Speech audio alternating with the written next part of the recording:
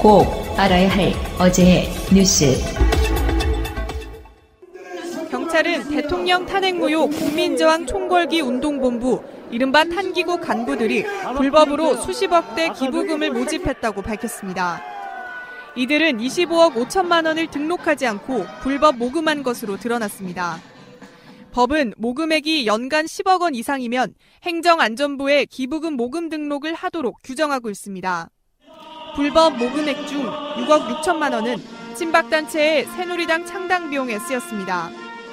경찰은 탄기국 대변인인 정광용 씨와 박사모 재정위원장 정모 씨 등 5명을 불법 정치자금법 위반 혐의로 입건했습니다. 정광용 씨는 탄기국이 돈을 빌려준 것처럼 가짜 차용증을 만들어 위장하기도 했습니다. 정 씨는 박근혜 전 대통령 탄핵 당일 헌법재판소에서 폭력 집회를 주도한 혐의로 이미 구속된 상태입니다. 경찰은 정 씨에 대해 혐의를 추가하고 나머지 관계자 4명에 대해서도 불구속 입건했습니다. 청계재단이 소유한 서울 서초동 영포 빌딩 1층입니다. 마치 공실인 것처럼 보이지만 홍은 프래닝이란 회사가 50평을 임대해 사용 중입니다. 그런데 이 회사는 건물에서 유일하게 보증금 1억 5천만 원만 내고 월세를 한 푼도 내지 않고 있습니다. 재단 측도 사실상 특혜임을 인정합니다. 월세 안 내니까. 예. 그렇게 다른 사람 변호사 아니면 자기도 그렇게 하려고요. 그쪽은 공시 터세기고요. 홍은 프래닝은 부동산 관리 회사로 다스가 지분 100%를 갖고 있는 자회사입니다. 이 회사는 2009년 이후 현재까지 같은 조건의 사무실을 사용 중인데 인근 부동산 업자들은 불가능한 조건이라고 말합니다. 여동은 받아야 돼요. 영포 빌딩에서 그냥 그 임차인한테 이제 뭐 은행을 갚은 거죠. 재단이 행사해야 할 금전적 권리를 임의로 포기한 것으로 법적인 논란도 일 수 있는 대목입니다. 청계재단이 이명박 대통령이 만든 것처럼 이명박 대통령과 다스의 관계를 알려주는 그런 단서가 되지 않나 생각합니다. 청계재단이 불법 가능성까지 감수하고 다스 자회사에 특혜를 준 것으로 드러나면서 다스 실소유주에 대한 의문은 더 커지고 있습니다. 이른바 문고리 3인방 안봉근, 이재만, 정호성 전 비서관은 2013년부터 매월 국정원으로부터 특수활동비를 상납받은 혐의를 받고 있습니다. 3인방은 지난해 7월 국정농단의 핵심인 미르재단 관련 보도가 나오자 국정원에 상납을 중단하라고 지시한 것으로 알려졌습니다. 그런데 2달 뒤인 9월 안봉근 당시 비서관이 다시 연락을 해왔다는 국정원 관계자의 진술을 검찰이 확보했습니다. 대통령이 돈이 부족하다고 한다. 대통령이 돈이 필요하니 돈을 보내라고 요구했단 겁니다. 대통령의 지시라는 말도 덧붙였습니다. 요구한 금액은 종전까지 국정원이 매달 보내던 액수의 2배인 2억 원이었습니다. 국정원이 실제로 2억 원을 상납했고 당시 정호성 비서관이 돈을 받아갔다는 국정원 측 진술도 나왔습니다. 정호성 당시 비서관도 검찰 조사에서 이런 사실을 인정한 것으로 전해졌습니다. 왜 박근혜 전 대통령이 그만두라고 한 국정원 돈 상납을 2달 만에 다시 요구했는지, 지난해 9월이라는 시점은 어떤 의미가 있는지에 앞으로 검찰 수사가 집중될 것으로 보입니다. 방송 중간에 좋아요를 눌러주시면 새날팀들에게 큰 힘이 됩니다. 미리 감사합니다. 트위터가 진짜 언론입니다.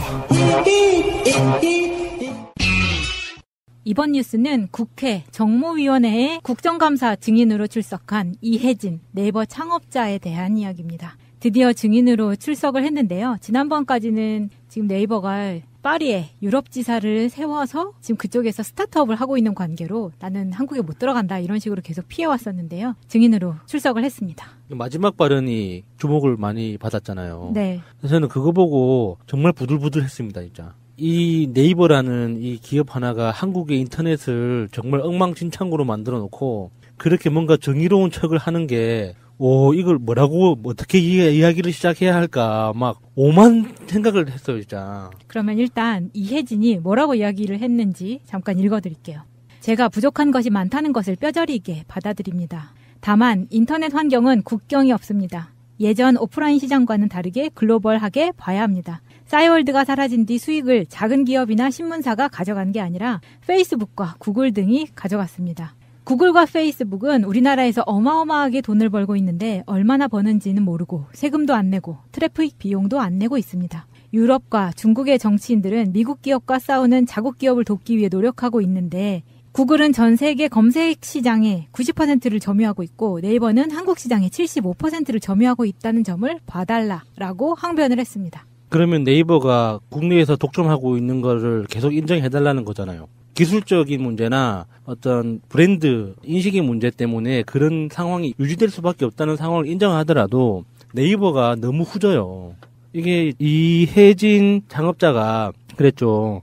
인터넷은 국경이 없다. 네. 맞는 말이에요. 근데 왜 자기들은 국경을 만들어 놓고 사업을 해요? 한국 인터넷 시장을 가두리 양식장처럼 철저하게 걷어놓고 검색도 안 되고 서로 소통도 안 되고 이 광고도 안 돼요. 제가 이제 직업적으로 마케팅을 하면서 글로벌 시장에서 광고 상품을 운영을 하면서 뼈저리게 느끼는 거예요. 세계 시장에서는 한국이 없습니다. 그게 한국의 기술력이 없어서가 아니에요. 네이버가 망가뜨려 놓은 한국 인터넷 환경 때문에 표준하고 달라요. 그래서 표준 포맷이 국내에서 안 통하니까 글로벌 광고 시장에서는 상품 자체가 거래가 안 되는 거예요. 그러니까 뭐 포르투갈, 뭐 스페인, 아프리카의 작은 나라들, 필리핀, 싱가포르 이런 나라들도 다 독립사업자가 광고 시장에 들어와가지고 자기 광고 상품을 팔고 거래하고 계약을 한단 말이에요. 심지어 뭐 페이스북도 국가별로 구글도 아시아 담당자, 유럽 담당자, 뭐 프랑스 담당자 이런 식으로 각 지사들이 독립적인 플레이어로 광고 시장에 들어와가지고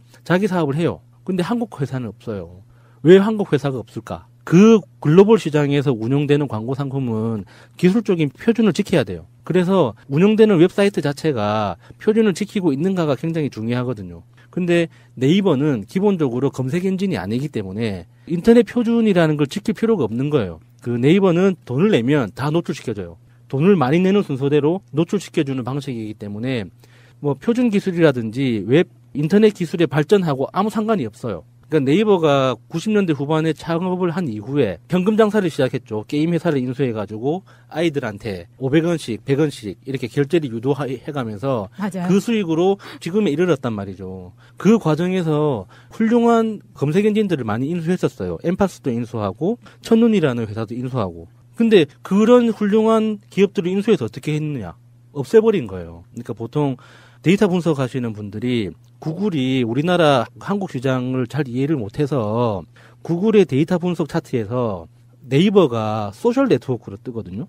서치 엔진으로 안 떠요. 그냥 네. 커뮤니티 계정으로 네. 소셜 네트워크로 뜨는데 그게 이제 우리는 한국적인 시각에서 구글이 한국 시장을 이해를 못해서 그렇다 이야기를 하는데 저는 구글이 정확하게 보기 때문에 그렇게 본다고 생각하거든요.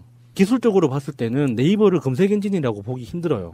최근에 뭐 C랭크라고 해가지고 새로운 알고리즘을 도입해서 새로운 캠페인을 진행을 하기는 하지만 지금까지 거의 20년 가까이 이 한국 시장에서 네이버가 독점적인 지위를 누려왔잖아요. 그런 측면에서 봤을 때 지금에 와서 자기들이 뭔가 피해자인 것처럼 그리고 나는 깨끗한데 왜 깨끗한 나한테 순진무구한 나한테 이런 과도한 질문을 하시냐라고 이렇게 억울해하는 이런 항변의 모습들이 저는 개인적으로 너무 분노스러운 거예요. 제도로서의 민주주의가 흔들리고 구타는 일은 이제 없습니다. 민주주의가 밥이고 밥이 민주주의가 되어야 합니다.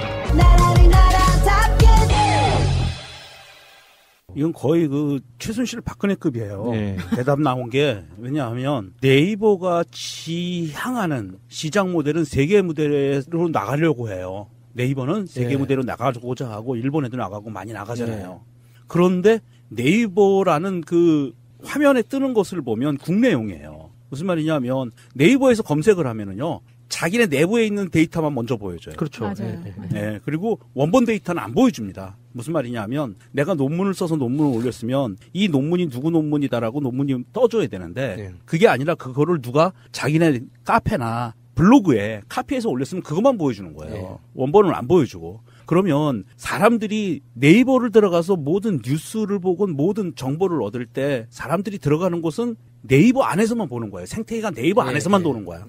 외부로 나가지를 못해요. 근데 구글에서 들어가서 보면 전 세계 데이터가 다 떠요. 물론 거기도 광고에 의해서 순위 결정은 되고 하지만 사업이니까 그거 외에 원본을 보여준단 말이죠. 예. 이게 어느 나라에서 누가 만든 거고 이게 다 보여준단 말이에요. 그런 것을 봤을 때 과연 구글이 우리나라에 들어와서 시장 지위를 높여간 이유가 역차별 때문인가? 아니거든요. 구글이 핸드폰 시장에 들어오면서 핸드폰 플랫폼을 장악하려 했기 때문에 검색 시장에서 굉장히 약진을 하는 거고, 이번에 네이버가 이혜진이 국감장에 나온 게 뉴스 조작이잖아요. 네. 뉴스 조작질을 했는데 그래서 불려 나왔는데 왜 엉뚱하게 그 대답을 해야지. 그 대답하는 말미에 왜 국제관계는 어떻고 자국을 보호해야지 외국 기업한테 역차별을 주고 외국 기업들이 들어와서 국내 기업이 망하게 생기는 거 보호해줘야 되지 않느냐 이딴 소리를 한다는 그러니까 거예요. 이게 네이버가 IT 기업이니까 우리가 네이버라는 이름만 보고 있으니까 네이버가 한 회사처럼 느껴지잖아요. 하나의 기업인 것처럼 느껴지죠. 그런데 네이버는 재벌은 아니죠. 그 뿌리가 이제 과거로부터는 굉장히 어린 기업이기 때문에 재벌이라고 보기는 힘들지만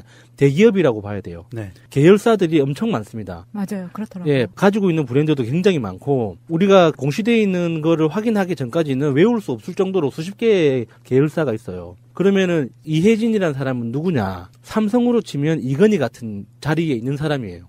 대표이사도 아니고 CEO도 아니고 이사회 의장을 맡고 있다가 지금은 글로벌 책임 투자자라고 해가지고 별도의 직함을 가지고 움직이고 있지만 사실상 이사회 의장 역할을 계속하고 있거든요. 오너네요, 오너. 그러니까 이혜진은 실질적인 오너예요. 오너십, 그러니까 제왕이죠. 거의 자기 개인 기업처럼 움직여요. 그래서 대표이사도 아니면서 어떤 뭐 직원들 뭐 카페테라스에서 아침부터 이렇게 도닥거리는 거 좀 싫으니까 오후에만 쓰게 해라 라는 의견이 그 다음날 바로 실행될 만큼 영향력이 막강한 사람이에요.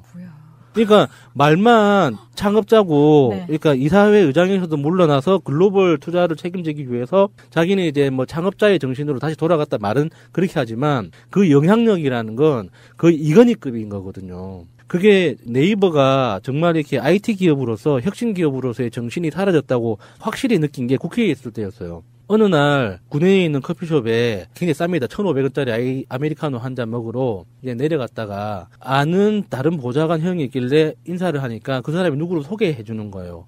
잘 만났다고. 너도 알아두면 좋은 사람이니까 같이 인사하라고. 해가지고 명함을 받아보니까 네이버 국회 담당자인 거예요. 그런 게 있어요? 예, 난 굉장히 놀랬거든요. 왜 네이버가?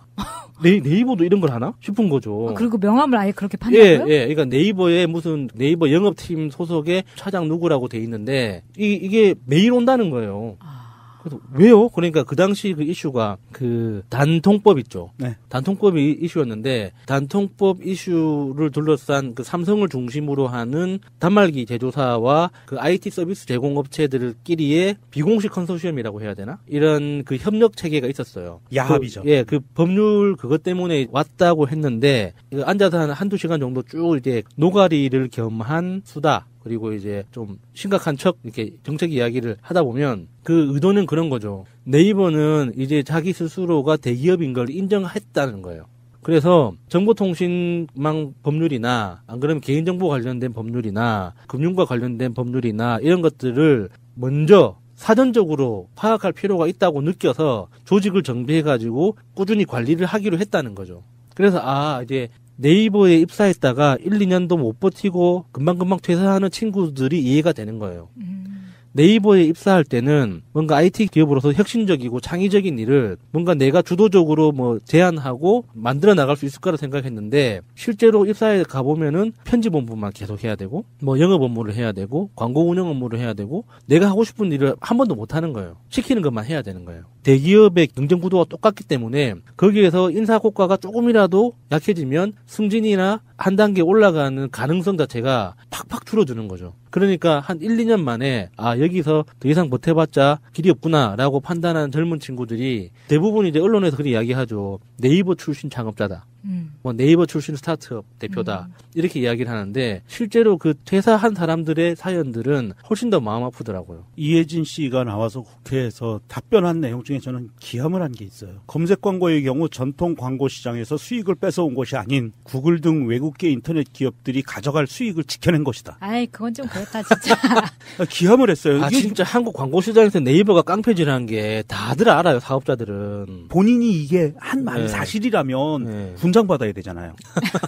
난 참 이 사람의 그 지적 수준, 인식의 수준을 알 수 있을 것 같아요. 이 사람이 사업으로는 엄청나게 성공한 사람이지만 거의 박근혜, 최순실, 안철수하고 비슷한 것 같아요. 인식의 수준이 너무 저열해요. 돈을 많이 벌기 위해서 한 행위를 어떻게 그것을 외국에서 들어오는 것을 지켜냈다라고 70년대식 논리를 피냔 말이에요. 이 양반이. 인터넷에 국경이 없다면서. 그러니까 이 사람은 70년대 박정희 시대의 논리를 피는 거예요. 국내에서 뭔가에서 수입 대체 효과가 있다. 그러면서 국내 기업을 키워야 되지 않냐. 외국 기업이 무한정 들어오는 걸 막아다오. 이딴 소리를 하고 있는 거예요. 삼성과 현대가 했던. 이게 글로벌 수준에서 한국 인터넷은 굉장히 심각한 상황입니다. 완전히 고립되어 있는 글로벌 시장과 아무 상관없는 형태로 지금 계속 고립돼 가고 있어요. 그게 언어적인 이유도 있거든요. 맞아요. 한글이라는 이 언어가 사실 글로벌 시장이 필요 없어도 괜찮아 하는 이런 안일한 마음을 갖게 참 좋게 하는데 이게 사업 기회 측면에서 보면 똑같은 기술인데 인터넷이라는 그 환경은 내가 한국에 있거나 미국에 있거나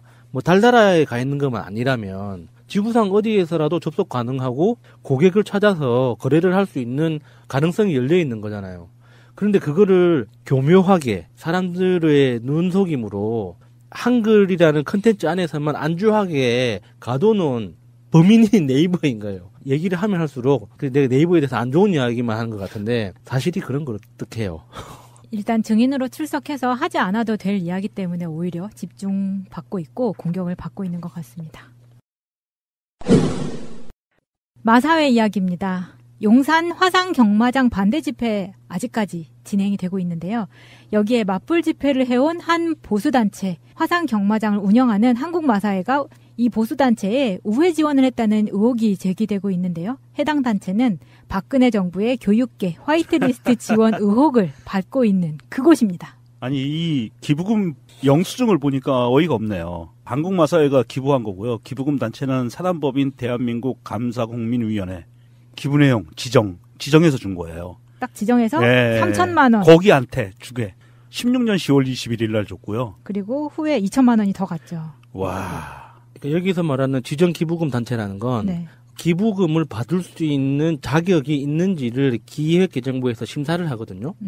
그래서 그 자격을 획득하면 네. 지정 기부금 단체라는 이름을 부여를 하는 거예요. 그래서 그 지정 기부금 단체는 기부금 모집을 위한 일종의 홍보 활동을 자유롭게 할 수 있어요. 그래서 그 기부 받은 걸 신고만 정확하게 하면 금액에 제한도 없는데 여기서 정말 이렇게 강력하게 의심이 드는 건 대한민국 감사국민위원회라는 이 단체가 용산 경마장 찬성 집회를 했다는 거죠. 찬성 활동을 했다는 거잖아요. 네. 그러니까 이 단체가 지정 기부금 단체로 지정받자마자 마사회에서 기부금을 받았다는 거죠. 너무 의심스러운 거예요. 보통 일반적으로 사단법인 단체에서 사단법인이 법인을 설립하고 사단법인으로 이제 인정을 받아서 비영리 단체로 등록을 한 다음에 그 다음에 지정기부금 단체로 지정받기 위해서 추가로 행정행위를 하거든요. 네. 그런데 그 지정기부금 단체로 지정받는 것도 어렵지만 진짜 어려운 건 기부금을 받는 거예요.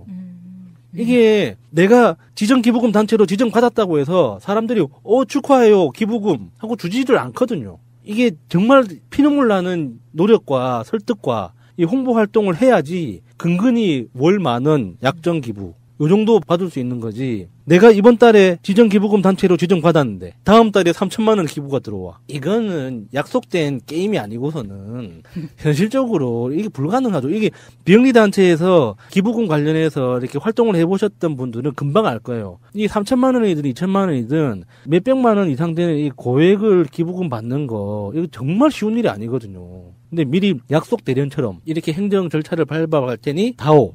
줄게 알았어 이렇게 되지 않으면은 어렵다고 볼 수밖에 없는 상황이죠. 짜고 치고 있는 거죠. 네. 이게 지금 보통의 학부모들이라면 절대 찬성할 수 없는 이슈예요. 이게 지금 성심 여중고에서 200m 거리의 화상 경마장이잖아요. 화상 경마장이니까 그게 뭐 그렇게 실내에 있는 건데 문제가 되겠냐라고 생각하시는 분들이 있을지 모르는데 제가 한번 숭인동 동대문 쪽에 있는 동묘역에 있는 그 화상 경마장 근처를 한번 지나가 본 적이 있는데 한 반경 500m 굉장히 뭐랄까 거의 노숙자 같은 아저씨들이 술에 막 쩔어가지고 종이 같은 거를 들고 그 주위를 엄청 많이 배회를 하는데 그 숫자가 어마어마합니다. 무섭죠. 네.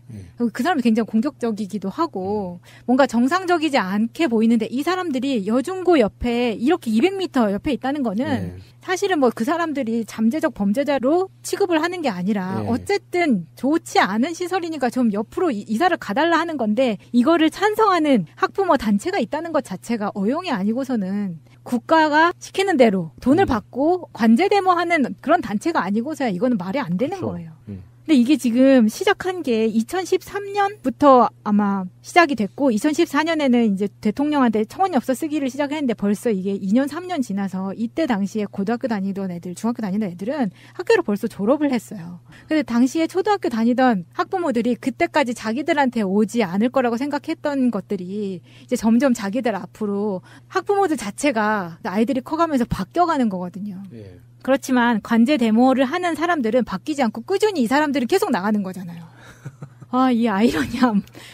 얘네들한테 그 기부금을 준 날짜가 되게 웃기네요. 2016년 10월 21일이면 국정농단 사태가 터져서 지금 난리도 아닐 때고요. 맞아요.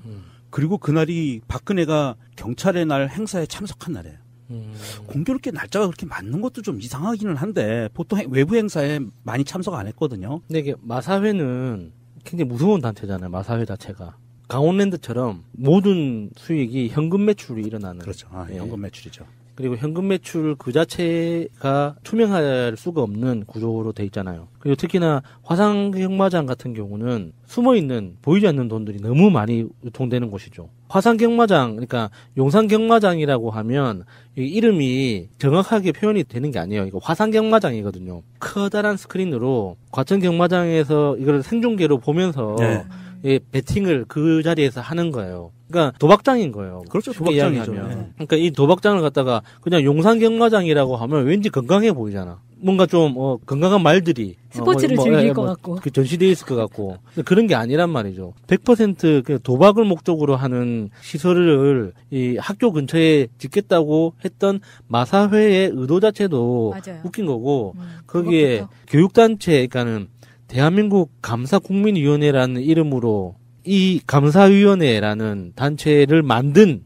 단체가 또 공교육 살리기 학부모연합이라는 이름을 가지고 있는 곳에서 했다는 게 너무 분노스러울 수밖에 없죠, 이거는. 예전에 2016년도 9월 27일 날 보면은요, 이런 기사가 뜹니다. 이 마사회가 이게 총체적으로 이게 범죄 집단인 게 카드깡으로 용산 경마장 찬성 집회에 주민들 동원한 마사회.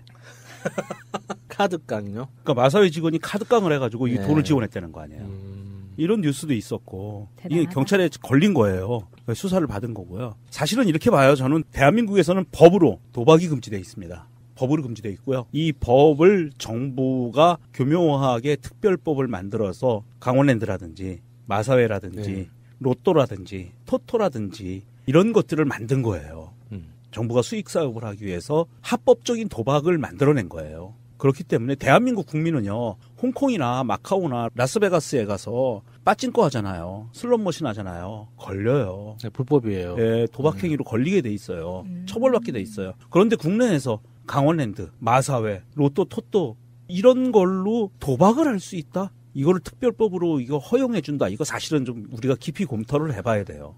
특히 여기에서 이렇게 불법적인 문제가 자꾸 문제가 드러나는 강원랜드와 마사회 같은 경우에 로또도 그렇죠. 지난 방송에서 얘기한 것처럼 로또도 문제가 많지만 이 도박이라는 거는 어마어마한 돈이 오고 가고 이게 돈이 정확하게 어디에 쓰였는지 감사하거나 아니면 당첨되는 거에 대해서 특정하게 감사할 수 있는 시스템이 사실 그렇게 많지는 않아요. 강원랜드 카지노나 화상경마장이 그 서울에도 몇 군데 있잖아요. 경기도에도 있는데 그 주변에 한번 가보시면 얼마나 심각한지 마차님이 말씀하신 대로 정말 확연하게 볼 수 있어요. 슬로마가 돼버리잖아요. 거기가. 예전에 바다 이야기가 전국을 강타했을 때 바다 이야기가 하나 들어서면 그 동네는 완전히 슬로마 돼버렸어요. 주변에서 이제 그 노숙하는 사람부터 시작해서 그 주변을 막 에워싸는 형식으로 지역 자체가 완전히 슬럼화 돼버리는 그런 효과가 있었는데 이 화상경마장도 이제 비슷한 효과를 내니까 정말 사회악이죠, 진짜. 맞아요. 사회악인데 이런 걸 노골적으로 이제 확산시키려고 하는 마사회라는 공기업이나 이거를 대행했던 관변단체라고 해야 되나? 이게 실질적인 관변단체죠. 뭐 이런 데나 진짜 확실히 처벌을 해야 돼요. 사실 저는 그런 생각을 합니다. 이 마사회가 본인들이 그 마사회 자체가 도박업체라는 것을 감추기 위해서 굉장히 많은 노력을 해서 사실 대한민국에서 수도권에 있는 유치원 어린이집 다니는 아이들이 마사회 경마장 견학 한번 안 가본 아이들이 없을 정도예요. 예. 굉장히 공원을 이쁘게 꾸며놨잖아요. 예, 거기 가서 말도 보고 잔디밭에 앉아서 김밥도 까먹고 이래요. 굉장히 좀 심각한 문제거든요. 그런 거를 정부에서 그냥 해왔던 거야. 이게 말이 안 되는 상황이고요. 그렇죠. 교육부로부터 3년 동안 찾아가는 학부모 인식 개선 교육사업 명목으로 7천만 원도 받았어요. 이 단체가. 그러니까 나름 짭짤하게 그냥 돈 받고 나가서 몇 번 소리 쳐주고 이런 식으로 해서 운영을 한 거였죠. 사실은 이게 관변단체라고 하지만 마사회가 직접 만들었을 확률도 굉장히 높아요. 그렇죠. 예. 네. 마사회 직원이 감사위와 이 관변단체 공유한 사무실을 수차례 방문했다는 증언이 단체 관계자로부터 확보를 했기 때문에 더 이상 빠져나갈 수 없는 양상으로 가고 있습니다. 새가 날아든다는 여러분들의 하트를 먹고 삽니다. 잊지 않으셨죠? 에피소드 제목을 누르고 플레이가 되면 오른쪽 위에 하트를 꾹 눌러주세요. 오늘도 감사합니다. 더 많은 분들이 들을 수 있도록 하트 꼭 눌러주세요.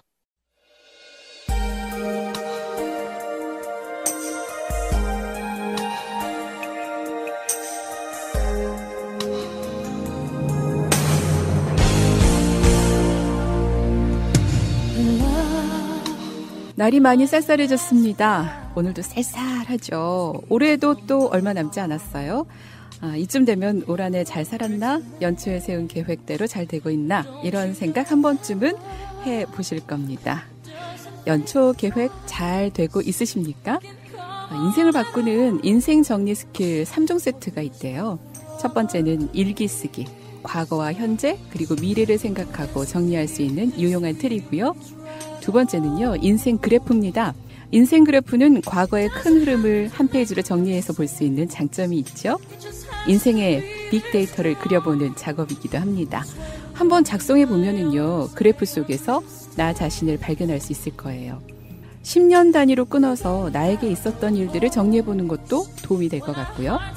그리고 세 번째는 버킷리스트입니다. 이 버킷리스트는 미래를 꿈꾸고 만들어갈 수 있는 도구인데요. 나의 삶의 방향, 즉 나침반이 되어주죠. 나의 미래 체크리스트를 만들어 보는 겁니다. 일기 쓰기, 인생 그래프 만들기, 버킷리스트 작성하기, 이 세 가지의 특징은 아주 간단하고 쉽지만 인생을 바꿀 수 있는 강력한 방법들이래요. 그런데 중요한 것은 실천 아닐까요? 생각만으로는 변화가 일어나지 않습니다. 행동이 필요하죠. 안녕하세요. 영화로 배우는 인문학 진행의 박희정입니다. 안녕하세요, 푸나님. 예, 한때 영화 감독을 꿈꿨던 사람, 아직도 포기하지 않고 있는 사람, 그러나 가능성은 없어 보이는 푸른나무. ING 중이죠. 자, 마차님 안녕하세요. 안녕하세요, 마차입니다. 단풍과 함께 온 한청세입니다. 한쌤 먼저 나오셨어요. 안녕하세요. 다음 시간부터는요, 우리 한쌤을 네. 가장 먼저 소개해요. 알겠습니다. 진짜 가끔 생각 정리, 인생 정리가 필요할 것 같아요. 내 인생 어디쯤 가고 있는지, 잘 가고 있는지. 그렇죠? 저는 뭐 하루에 몇 번씩 그런 생각해요. 잘 가고 있는 걸까, 진짜. 어디까지 온 건가? 내가 앞으로 살면 너 얼마나 살까? 특히 최근 이제 김주혁 씨 사망 사건 맞아요. 보면서 느낀 게 한 번쯤은 인생 정리를 이렇게 해야 되겠다. 언제 갈지 모르는 인생인데 나쁜 짓 하지 말고 살아야겠다. 그런 생각들 많이 하고요. 많이 생각이 좀 더군다나 늦가을 그 느낌이잖아요. 김주혁 씨 너무 허무하고 안타까워요. 삼가 고인의 명복을 빕니다. 네. 저는 마지막에 했던 그 아르곤이라는 드라마를 굉장히 인상 깊게 봤어요. 그래서 예전에 푸나님한테 그런 얘기를 했었는데 뭔가 고집스럽고 일을 추진해 나가는 면에 있어서 푸나님하고 조금 닮은 면이 있어요라는 말을 한 적이 있었거든요. 네. 그러고 나서 사고를 당했다고 하니까 되게 막 안타까워. 네, 더 충격적이었던 그런. 인생 잘 살아야 될 것 같다고 푸나님이 방금 말씀하셨잖아요. 우리 지난주에 제가 결혼식을 간다고 했더니 우리 톡에 마차님이 어느 결혼식이냐고 저한테 물어봤잖아요. 저는 부평으로 가고 있었고 또 네, 저희 패널 중에 야수님이 네. 여수에 가서 조카 결혼식 가신다고 하셔가지고 네. 같이 여수인 줄 알고. 네. 진짜 거기 가서 보니까 인생 잘 살아야겠다는 생각이 들었던 게 저는 뭐 이제 그 사회를 보는 친구가 제가 가르쳤던 친구더라고요. 또 그런 인연이 있더라고요. 카톡을 넣어서 잘 지내니 이러면서 또 연결이 됐네요. 정말 어디서 만나게 될지 모를 것 같아요. 맞아요. 네. 그래서 잘 살아야겠다 꼈다. 언제 어떻게 잘 살아야 될 것 모르니까. 같아요. 네. 그렇군요. 그래요. 요즘에는 또 결혼식이요. 줄이 없는 결혼식도 많이 하던데요. 결혼식이 변화가 있어요. 제가 해보고 싶었던 결혼식 좀 소개를 해드리면 결혼식을 지금 하는 결혼 공장에서 찍어내는 거 말고요. 갈 때마다 거부감이 느껴져. 그래서 이렇게 소박한 장소 하나 빌려서 아는 사람 몇 사람, 그러니까 몇 사람이라는 표현은 좀 그렇고 한 4, 50명 정도 많아야 인맥 관계를 최대한 정리해가지고 그래서 파티처럼 네. 이렇게 하는데 이를테면 이런 거예요. 사회는 전혀 필요 없고 주례도 필요 없고 네.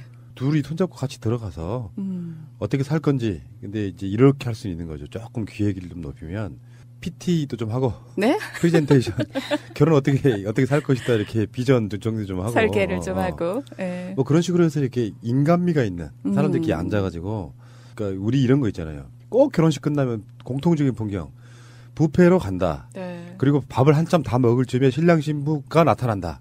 그리고 인사하고 사라진다. 이게 무슨 피로연이야. 피로연이라고 하는 건 결혼식을 한 뒤에 어울려서 노는 약간 축제 같은 거거든요. 밥만 먹고 가. 나는 신혼여행 갈 거야. 이런 거 말고 신랑 신부랑 싸질러 앉아서 최소한 5-6시간 파티하는 거죠. 그렇게 해야지. 맞습니다. 그날은 신랑이 노래를 해주더라고요. 그래서 노래 연습을 정말 많이 했나 봐. 너무 감동적이었어요. 과거에 네. 우리 PD님 말씀을 빌자면 그렇게 해도 갑방 쓰잖아요. 이상한 초를 치시네. 아이고 참. 너무 재밌네요. 그리고 저희 방송하기 전에 여러분이 좀 기억하시는지 모르겠지만 필리핀에 사는 제 친구 윤희 얘기를 했어요. 윤희야 이제 듣고 있니 지금?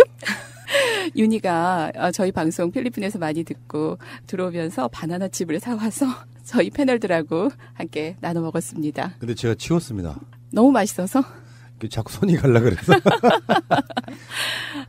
윤희 너무 예쁘죠? 네, 사진 봤는데요. 굉장히 이지적으로 생겼다고 그럴까? 한국 사람 같지가 않고 외국의 영화 배우처럼 생겼어요. 그 느낌 아니에요? 실물로도? 맞아요. 네. 음악 전공한 친구라서 분위기도 또 있고. 네. 나는 그런 미인 태어나고 처음 봤습니다. 역시 한쌤이 이렇게 인생의 경륜이 있으세요.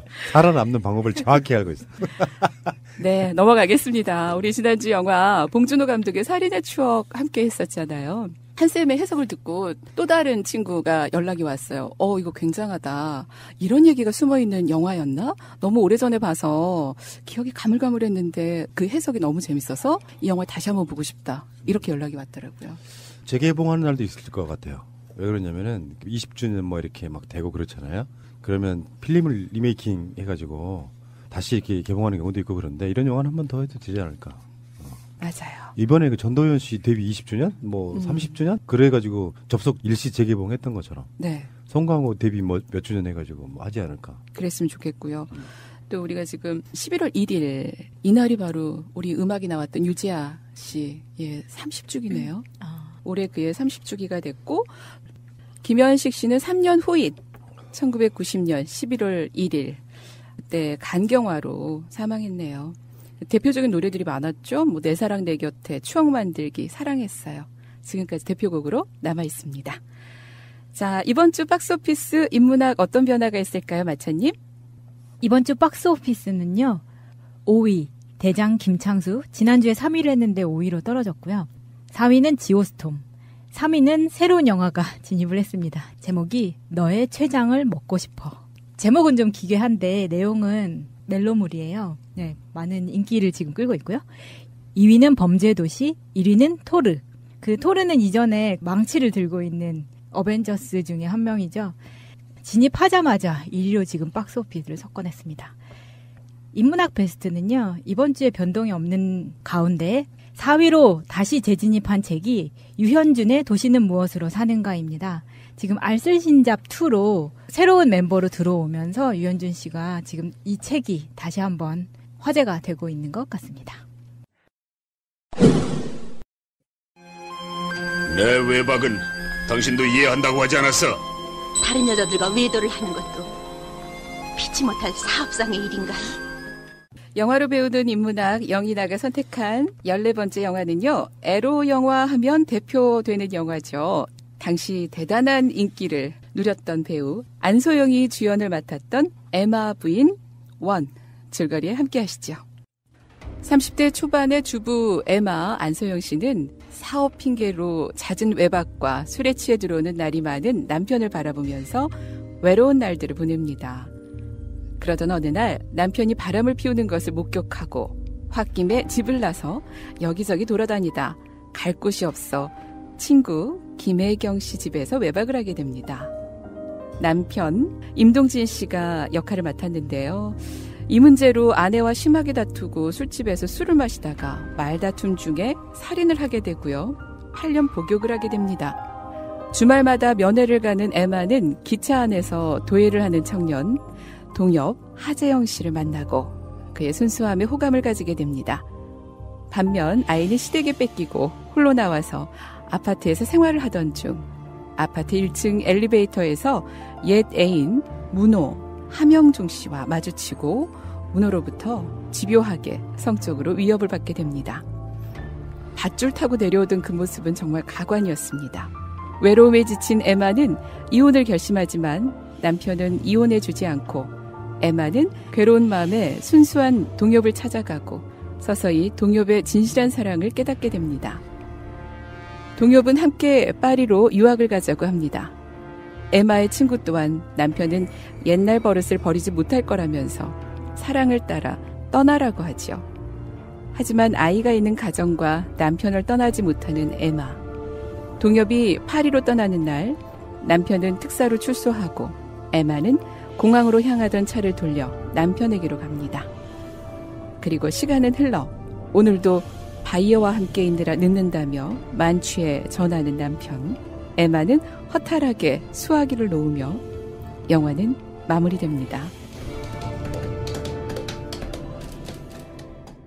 네, 1982년 개봉작 최초의 심야 영화였어요. 안소영 주연의 에마 부인이었습니다. 저는 이 영화 하면서요. 줄거리를 어떻게 해야 할지 그래도 나름 열심히 준비했습니다. 예, 고생하셨습니다. 근데 이거를 민망하게 생각하시면 안 되고요. 야한 이야기는 낄낄거리면서 하면 야한 이야기가 되고요. 정색하고 하면은 에로티시즘을 위한 담론이 되는 거거든요. 그거 굉장히 중요한 얘기라고 생각이 들고 부끄러울 게 하나도 없는 영화잖아요. 우리 정도 나이 되면은 이런 것들이 다 부질 없어요. 그냥 그런가 보다 하고 넘어가는 이런 현상을 바라보는 시각이 10대들이 보면 굉장히 아슬아슬하고 뭔가 좀 그런 느낌일 거고 우리 정도 나이가 되면 그럴 수도 있겠지 뭐 정도로 바라보는 그런 시각이라고 저는 생각을 하고요. 우리가 첫 회에 다뤘던 메디슨 카운티 다리. 네, 메릴 스트립. 그것에 이제 메디슨 카운티 다리가 미국판 에마 부인. 사실 결론은 대충 좀 비슷한 이런 느낌이고 이런 건 있죠. 메디슨 카운티 어드레와 에마 부인의 차이. 한국 영화에는 성적인 도덕성이 더 강조가 되다 보니까 여자가 뭔가 마음을 품는 데 있어갖고 남편이 바람 피워야 되는 그 원인이 꼭 있어야 되는 거예요. 남편이 바람 피우기 때문에 여자가 아슬아슬해진다. 이 논리를 갖고 가는 거고 메디슨 카운티 다리는 좀 세련됐죠. 그런 건 없어. 인간 시면에서 나오는 뭔가 어떤 기본적인 인간다운 욕망을 표현했던 거라고 생각이 들어요. 에마 부인. 이름만으로도 굉장히 센세이셔널. 사실 이제 우리 PD님 그렇게 말씀하셨는데 요즘에 청소년들이 보면 아슬아슬하다 이렇게 생각하신다는데 그거는 요즘에 청소년들이 동영상을 원초적인 동영상을 많이 접해서 학교에서 성교육을 시키는 강사들이 애를 먹는다 그래요. 왜 그러냐면 우리는 지금 상상도 못 하잖아요. 그러니까 실제적으로 성기 모형을 갖다 놓고 어떻게 삽입하고 이런 것까지 이야기를 해줘도 애들이 잔대요. 왜? 그 안에 너무 많은 걸 습득을 해서 재미없다는 거예요. 제가 드렸던 말씀은 우리 때 이야기하는 거예요. 네.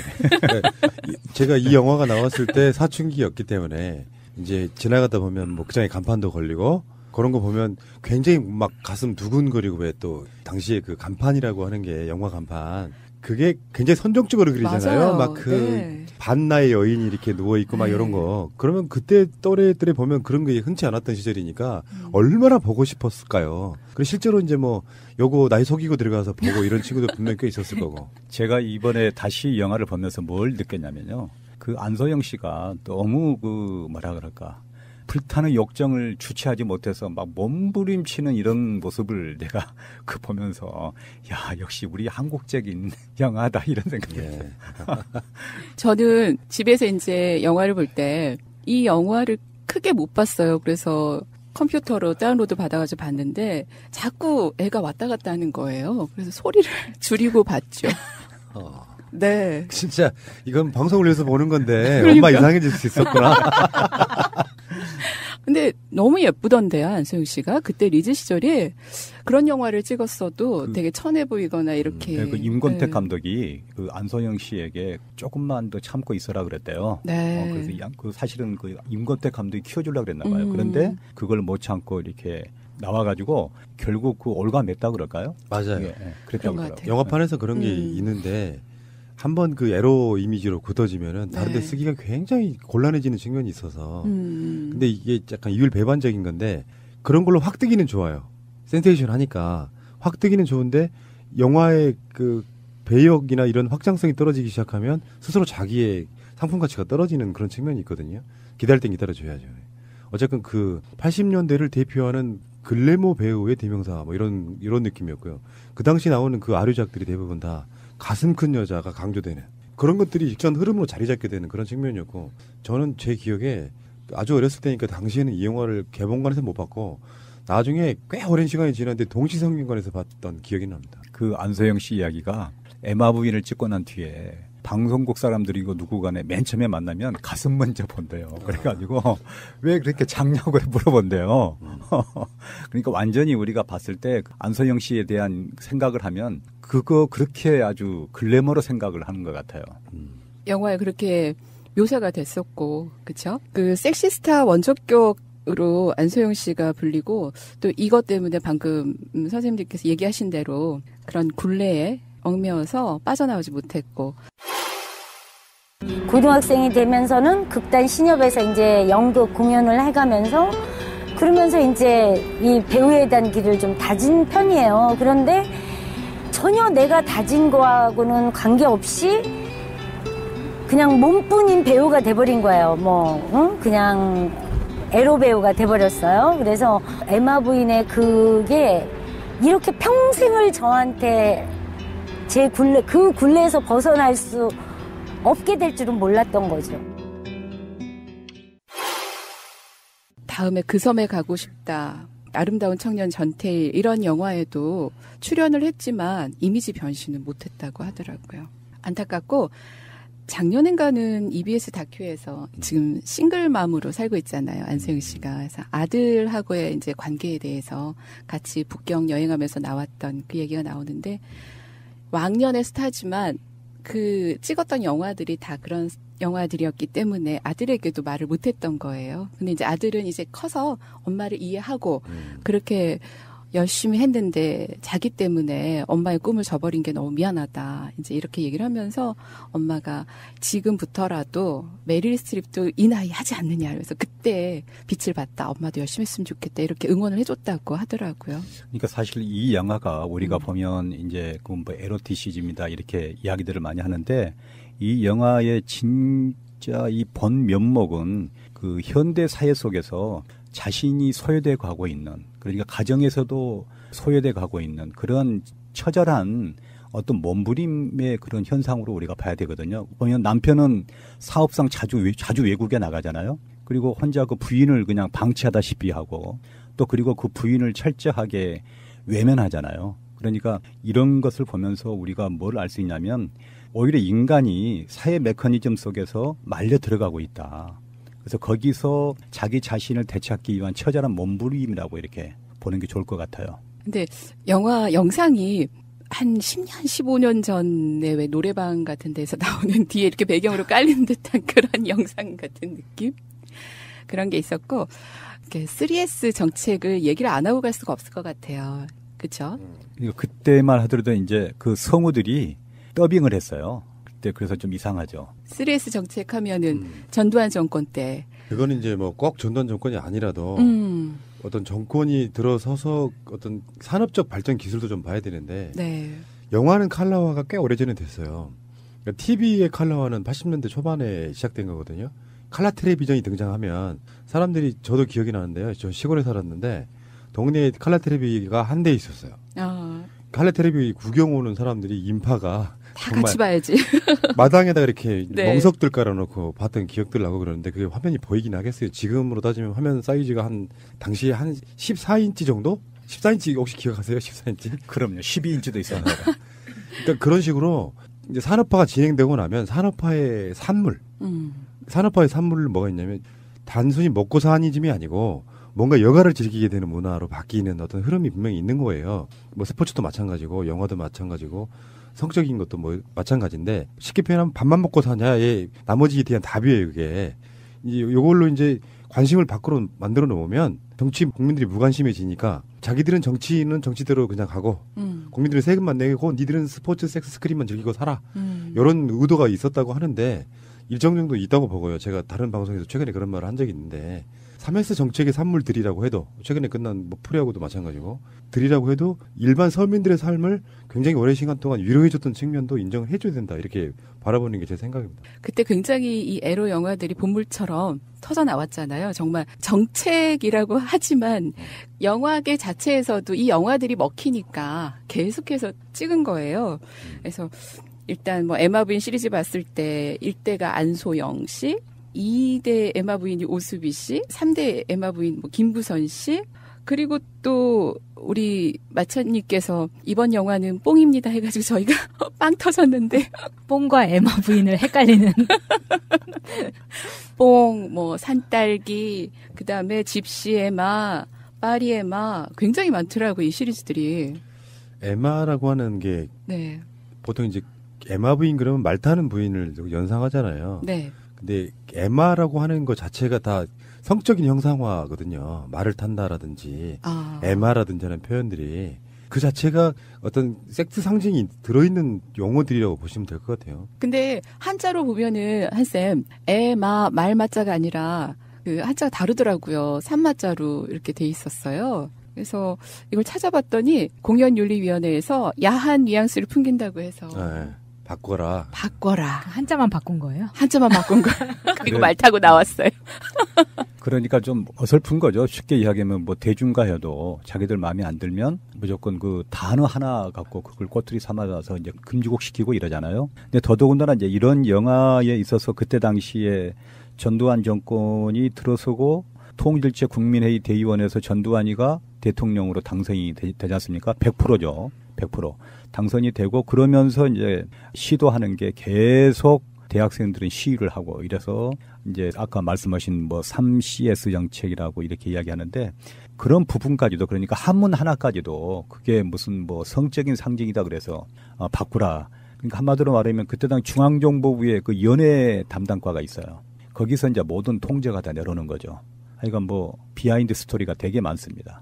공연윤리위원회 그 이야기를 뭐 깊게 하면 정말 할 말이 많은 건데 허가제, 뭐 심의제 뭐 여러 가지 이야기가 나옵니다. 그러니까 그거는 그쪽으로 관심을 돌리면서도 뭔가 자기들 스스로가 갖고 있는 어떤 한계치 있잖아요. 윤리적, 도덕적, 정권이라는 것도. 그러니까 검열을 해라. 근데 사실 이런 영화에서 이제 가위질한다는 표현이 여기서 나오지 않습니까? 여기까지는 가위질. 표현이 가능하고 불가능하고. 네. 그때에 비하면요. 그 에마 부인 영화를 아까 그 한쌤이 말씀하신 거에 이제 그건데 우리 때는 진짜 살색만 봐도 가슴이 떨렸던 시절이 있었고 지금 친구들이야 뭐 가슴 노출, 뭐 음모 노출 이런 거 갖고 그렇게 깜짝 놀래거나 그러지는 않는 시대니까 확실히 자극적 표현의 자극에 대해서 우리가 이제 좀 그게 면역이 좀 돼버린 측면도 없지 않아 있다 이렇게 말씀드리고 싶네요. 80년대 초반을 이야기하면 정말 할 말들이 굉장히 많을 거예요. 뭐 두발 자유화도 있고 또 교복 자유화도 있고 통금 해제도 있고. 네. 그러니까 이거는 이렇게 보면 됩니다. 그 18년 동안에 박정희 독재 이후에 전두환이 또 쿠데타로 정권을 잡았는데 뭔가 국민들에게 당신들은 지금 민주화를 이룩한 거야. 그래서 삶의 평화로움을 마음껏 누려. 정치에만 관심 갖지 마. 요거였던 것 같습니다. 한국의 그 에로 영화라고 하면은 이게 뜻이 이렇게 나와 있더라고요. 성적 욕망이나 감성을 자극하는 내용의 영화, 성의 장면을 주로 다루지만 직접 성행위를 하지는 않음. 실제 성행위를 집중 묘사하는 포르노 영화와는 구별된다. 에로는 에로틱을 줄인 일본어식 표현이다. 정확한 표현은 에로틱 무비, 에로틱 필름이나 한국에서는 에로 영화로 통용된다. 이렇게 뜻을 해석을 해놨고요. 제가 나름대로 1980년대 전후로 해서 영화들이 뭐가 있는데 이렇게 봤어요. 그랬더니 에마 부인을 기폭으로 해서 어우동, 변강쇠, 뽕, 1982년부터 1986년까지가 굉장히 에로 영화의 발전기였고요. 어우동의 이보희 씨, 옥녀의 원미경 씨, 네, 김문희, 선우일란 하요미 씨 기억나시나요?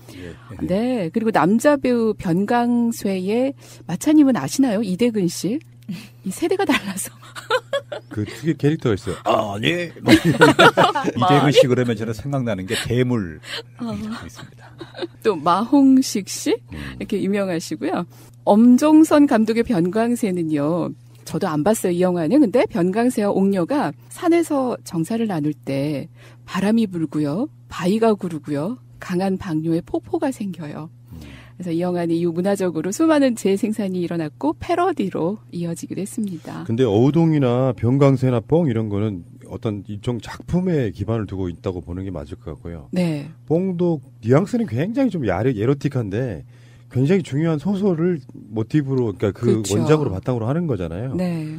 그 일제시대 때 다 징용에 끌려나가고 여자들이 먹고 살면서 어쩔 수 없이 뭐 몸을 파는 데까지 가는 뭐 이런 걸 내용으로 담고 있어가지고 그저 에로 영화로 치부하기에는 굉장히 많은 한의 어떤 그 내용들이 들어있는 게 아닌가 이렇게 생각을 해봅니다. 그리고 1995년 젖소 부인 바람났네 진도희 씨 출연작입니다. 그런 건 너무 제목이 너무 웃겨가지고 더 화제가 된 게 그러니까 무슨 바람남네 이런 거는 굉장히 상업적인 거고요. 그러니까 80년대에 아까 언급했던 그런 종류의 에로 영화들은 사실은 문학적 감수성은 굉장히 뛰어난 작품들이라고 보고 그 이후에 90년대에 나오는 영화들은 그냥 팔아먹기 위해서 맞아요. 즉석에서 막 만들어가지고 생산하는 것 같은 그런 느낌이 좀 결이 좀 다르죠. 저는 정말 보고 싶었던 영화 중에 나중에 기어코 보게 되는 영화 하나 있습니다. 이보희 임성민 주연의 무릎과 무릎 사이. 그 영화 기억들 혹시 나시는 분들이 있을 거예요. 저희 애청자분들 중에. 기억납니다. 네. 예. 아주 싸구려 느낌은 아니었고요. 뭐랄까 제목부터가 주는 그 가슴 설렘이 좀 있었어요. 그때가 저도 사춘기 때인데 결국에는 극장을 나올 때 네. 대부분 에로 영화들은 극장을 나올 때 에이 하고 나와요. 실망한 거죠. 그러니까 뭔가 대단한 게 있을 것처럼 막 앞에 간판 그려놓고 들어가 보면 막상 진짜 중요한 장면에서는 삭제되거나 뭐 이렇게 화면이 전환되거나 이 방식으로 해서 속았다는 느낌 그게 좀 훨씬 더 강한 그런 거라고 볼 수 있겠죠. 여기 영화에서 그 이제 에마 부인하고 좀 비슷한 영화가 뭐냐면 뽕네프의 연인들이라고 프랑스 영화가 있습니다. 근데 이 두 영화가 좀 비슷한 게 뭐냐면요. 이제 원초적인 사랑을 다룬 것은 비슷하지만 산다는 것이 어떤 것이고 사랑의 정체란 무엇인가.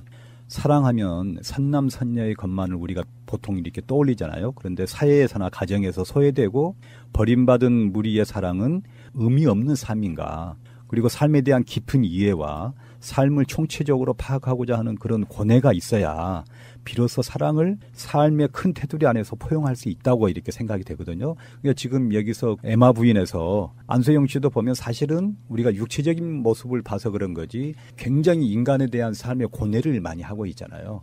그러면서 주변에서 유혹을 하고 있지만 그 유혹을 따라가지 않고 자기 남편이 그 형무소에 들어가 있지만 형무소에 들어가 있는 그 남편을 면회를 정기적으로 가잖아요. 그런 거 보면서 이 사람이 우리가 막상 생각했던 자기 몸을 함부로 굴리는 그런 여인이 아니라 철저한 정조를 지키는 여인이라는 것을 우리가 볼 수가 있잖아요. 그런데 사실은 얼마나 그 마음속에서는 갈등이 일어납니까? 그래서 우리가 그러한 삶의 한 모습에서 정말 충돌이 일어나죠. 내적인 충돌이. 그 충돌을 내가 어떻게 잘 컨트롤해서 지나가느냐 하는 그러한 아름다움이 담겨 있다고 저는 보고 있습니다. 그러니까 이 영화의 결론은 결국에는 바람을 피우지 않는 그 방식인데 결국 또 똑같아진 남편 때문에 뭐가 실망한다는 뭐 이런 거잖아요. 그러니까 이를테면 이걸 어떤 프레임이나 이런 측면으로 보면 오히려 그런 메시지가 있는 거라고 볼 수도 있어요. 만약에 바람을 피워서 뭔가 파문이 일어나게 되면 쏟아지는 사회적 비난 같은 게 있는 거거든요. 그러니까 아슬아슬한 거 왜 이런 거 있잖아요. 야하게 뭔가를 보여주기만 하고 결론은 허무하게 끝나는 사람들이 막 기대하는 것과는 다르게 끝나는 이런 거 있잖아요. 이런 방식을 차용하긴 했지만 실제로 영화라고 하는 것은 시대의 어떤 반영이나 산물이거든요. 확실히 물질적으로 풍요해지면 사람들이 먹고 사는 짐을 벗어나면 여러 가지 자기 존재 가치에 대한 생각을 하게 돼요. 그런 것들이 시대적으로 야한 쪽으로 풀어내서 그렇지 내가 도대체 뭐 하는 사람인가? 왜 80년대까지만 해도 그런 거 아니에요? 남편이 돈 벌어다 주고 성공해서 거기 풍요롭게 잘 먹고 잘 살면 되는 거. 여기까지가 보통 사람들의 기반이었는데 그럼 나는 뭐냐? 내 사회적 가치는 뭐냐? 지금으로 따지면 이를테면 뭐 그 가치를 위해서 많은 여성분들이 가사노동의 가치가 얼마인지 또 뭐 맞벌이에 대한 뭐 경력 단절의 문제라든지 유리천장 이야기 막 나오고 그렇잖아요. 남자 삶에 있어서의 부속품처럼 느껴졌던 여성들 삶의 위치 같은 것도 한번 돌아봐야 되는 그런 영화라고 볼 수 있는 거죠. 그걸 성으로 풀어냈으니까 지금 이런 영화가 탄생하는 거고요. 맞아요. 수동적인 부분보다는 자기의 성을 이제 표현을 하는 그런 부분들이 커서 의미가 있었던 그런 영화인데요. 저는 이 영화를 보면서 안수영 씨가 굉장히 적극적이다. 그러니까 남편이 너무 무관심해서 그런 것들만 잘 이렇게 해결이 됐더라면 좋았을 텐데, 참 아쉽다 하면서도 그 중간중간에 옛 애인을 또 만나잖아요. 함영중 씨. 근데 그 영화에서는 밧줄을 만들어서 함영중 씨가 밤에 그 안소영 씨 집으로 들어오는데 저는 그 장면 보면서 너무 웃겨가지고 어떻게 저렇게 만들 수가 있지? 왜 웃겨요? 남자는 그래요. 진짜 떨어지면 어떡해. 그 사람은 너무 그게 강렬했나 보죠. 그랬고 또 이제 도예가인 동엽을 찾아가서 동엽의 순수한 마음에 또 감동받고 돌아오고 그래도 결국은 남편과 가정을 지켜야지 했는데 이 남편이 이혼은 안 해줘 놓고 결국에는 또 똑같이 바람을 피우고 있네요. 어쩌라는 거예요. 진짜 그 시대상을 볼 수 있는 게 우리는 이제 내 인생에 있어서 기억에 남는 시대니까 어렸지만 쭉 지금 오고 있는 거잖아요. 네. 근데 80년대, 90년대, 2000년대, 2010년대 이렇게 있잖아요. 네. 그 사이에 엄청 많이 변했다는 것도 느껴지지 않아요? 80년대까지만 해도 이혼하기 쉽지 않았습니다. 사회적으로 굉장히 좀 뭐 지금도 완벽하게 이혼한 사람들을 다 인정해 주는 건 아니지만 이혼한 게 이제는 사람들한테 허물은 아닌 시대잖아요. 근데 사회적으로 성공한 사람들일수록 지금도 그런 걸 갖고 있다고 하죠. 그러니까 쇼윈도 부부로 살지만 그러네요. 애정은 없는데 이혼을 안 하고 사는 그런 문화가 아직도 남아 있는 거고요. 많이 있습니다. 네, 특히 이제 방금 PD님 말씀하신 것처럼 사회적인 포지션이 좀 있다든지 아니면 돈이 많다든지 하는 분들이 대부분 보면 쇼윈도 부부가 많습니다. 쇼윈도 부부까지 얘기가 나왔습니다. 그 1982년 이 영화가 2월 6일 종로 3가에 위치한 서울극장에서 개봉이 됐는데요. 극장 유리창이 깨질 정도의 인파가 몰려들었다. 이런 표현이 있어요. 지금 만약에 똑같은 시대에 지금 같은 박스오피스가 이렇게 있다고 하면은 최소 몇백만 원 했겠죠? 그치. 만약에 그게 그때 그랬다고 하면. 네. 4개월간 31만 5천 명 관객을. 4개월간. 네. 그것도 어마어마하다. 그때 한마디로 말하면 이제 전두환이가 국보위 상임위원장에서 되면서 이제 그 국보위 안에 언론분과위원회가 있었어요. 그 언론분과위원회에 누가 있었냐면 조선일보의 방우영 회장님이 거기 이제 분과위원으로 들어가 있으면서 예를 들면 통화방송 없앴잖아요. TBC를 또 그 중앙일보, TBC 텔레비 방송을 없앴어요. 또 저기 한국일보의 서울경제신문도 없애고 그러면서 통폐합을 하면서 사실은 방송국이 줄어들었죠. 줄어들었는데 그때 이제 12.12 사태라든가 5.18이라든가 그 뒤에 전두환이가 또 대통령이 돼서 그때 계속해서 그런 경랑 속에서 정인엽 감독이 미국에서 이 에마 부인을 이제 찍겠다고 해서 한국에 와서 이렇게 찍으면서 이 영화가 나오면서 그동안에 국민들한테 갇혀져 있던 그 마음이 사실 이거를 통해서 어느 정도 분출이 됐다고 보는 거죠. 왜 그러냐면 철저하게 텔레비에서는 키스하는 장면도 못 나왔으니까 네. 그때 당시에는. 그러니까 우리가 이제 봤을 때는 비디오 방이 그때는 이제 모르게 밤에 이제 문을 잠궈 놓고 단속을 또 했어요. 그러니까 이런 야한 비디오를 보여주면 경찰이 와서 단속을 하니까 문을 다 잠궈요. 그리고 안에 들어가서 이런 비디오 돈을 받고 비디오를 보여주는 거예요. 그런 때 이런 비디오가 이제 유행을 했죠. 대부분 보면 이제 그건 이제 미국 비디오라든가 일본 비디오가 되게 차지를 했죠. 그래서 저도 좀 봤습니다. 정인엽 감독 1942년 출생이시고요. 정말 주로 에로 영화를 제작을 하셨어요. 에마 부인 시리즈를 비롯해서 김말이라는 부인, 지금 이대로가 좋아, 유혹시대, 파리 에마, 집시 에마, 성애의 침묵, 사라는 유죄. 얼굴이 예쁜 배우보다는 관능미, 백치미로 표현되는 섹시한 신인 육체파 배우들을 발굴을 많이 했다고 합니다. 소위 이런 영화의 기술자이신 거죠. 예를 들어서 배우 A 딱 하면 요거 어떤 스토리로 어떻게 가면 돼? 자, 시작. 그러면 막 쪽대본 나오고 바로 찍어서 한 달이면은 완성하는 뭐 이런 정도의 기술자이신 거죠. 존경합니다. 그러게요. 최초로 심야 상영을 한 이 영화는 당시의 사회 분위기하고 맞아떨어져서 기록적인 흥행 성적을 냈고요. 이후 무려 12편의 시리즈인가요? 이렇게 나왔습니다. 정말 회자되는 장면이 있어요. 그 영화 속에서 기억나는 장면 다 기억나세요? 어떤 장면 제일 기억나세요? 저는 박근영 선생님 말씀하신 거 밧줄 타고 내려왔을 때가 아닌가. 그게 전에 봤을 때는 그걸 기억을 못했던 것 같아요. 근데 이번에 보니까 정말 새롭더라고요. 이제 저는 이게 우리가 지금까지 다뤘던 영화 중에 제일 오래된 거예요. 네. 그러니까 이제 더빙하는 거 네. 그 이야기를 안 할 수가 없어요. 성우 목소리로. 더빙을 하게 되면 지금은 다 대부분 다 특별한 경우를 제외하고는 실제 목소리를 그냥 그대로 갖다 쓰는 그러니까 녹음 기술이 엄청 발달한 거죠. 현장에 가서 잡음 없이 해야 되니까 당시에는 그런 기술이 없다 보니까 잡음이 들어가면 영화에서 대사가 안 들리는 그래서 이제 다 지워버리고 인위적인 소리를 집어넣고 성우가 하는데 그 성우가 가져다 주는 그 에로틱한 게 전 더 사라진다고 보는 사람이거든요. 성우들이 하게 되면 굉장히 표현력은 좀 좋아지는데 이게 성우라고 생각이 드는 순간 그 느낌, 굉장히 어색해지는 거예요. 김혜경 씨 너무 어색했어. 거기서 나오는데. 저는 성우 이렇게 더빙하는 걸 들으면서 이번에 뭘 느꼈냐면 공장에서 제품 찍어내는 듯한 그런 느낌을 받았어요. 이런 이제 영화 속에서 자주 등장하는 장면들이 가장 멋진 장면으로 꼽힌 거는 안소영 씨가 그 말 타는 모습. 네, 그 모습은 정말 멋있다. 많은 분들이 얘기를 했고, 그 다음에 영화 속에서 정말 저런 장면까지 해야 되나 싶을 정도로 불필요한 장면들이 안소영 씨가 첫 그 말을 탈 때 안장 없이 그냥 탔다 그래요. 맞아요. 네, 근데 그 뒤에 뭐 이렇게 하혈을 많이 엄청 했다고 본인이 그렇게 진술을 하는데, 네. 하여간 뭐 글쎄요, 저는 말을 안 타봐서 잘 모르겠습니다. 영화 찍으면서 고생 많이 한 것 말을 같아요. 타본 것은 제가 우리 아들하고 그 놀이동산에 가서 조랑말, 조랑말 타본 거 그게 처음입니다. 제주도 가서 타봤네요. 예. 그리고 영화 속의 장면이 노브라의 속이 비치는 그런 얇은 잠옷 있잖아요. 이런 영화에서는.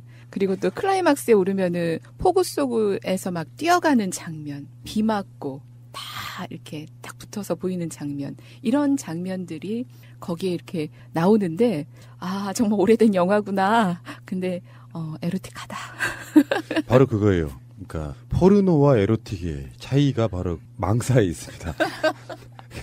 그게 어떤 느낌이냐면은 사람 관계도 그런 거라고 생각해요. 남녀 관계도 뭔가 상대방이 보일 듯 말 듯 할 때가 가장 애가 타고 그러는 거지. 전라의 몸을 서로 확인한 뒤에는 그렇게 호기심이 많이 남아있진 않아요. 근데 한국 사람들은 저는 그런 얘기 드리고 싶어요. 전라의 몸을 확인하기까지만 달려요. 그렇게 살아왔어요. 특히 남자들이.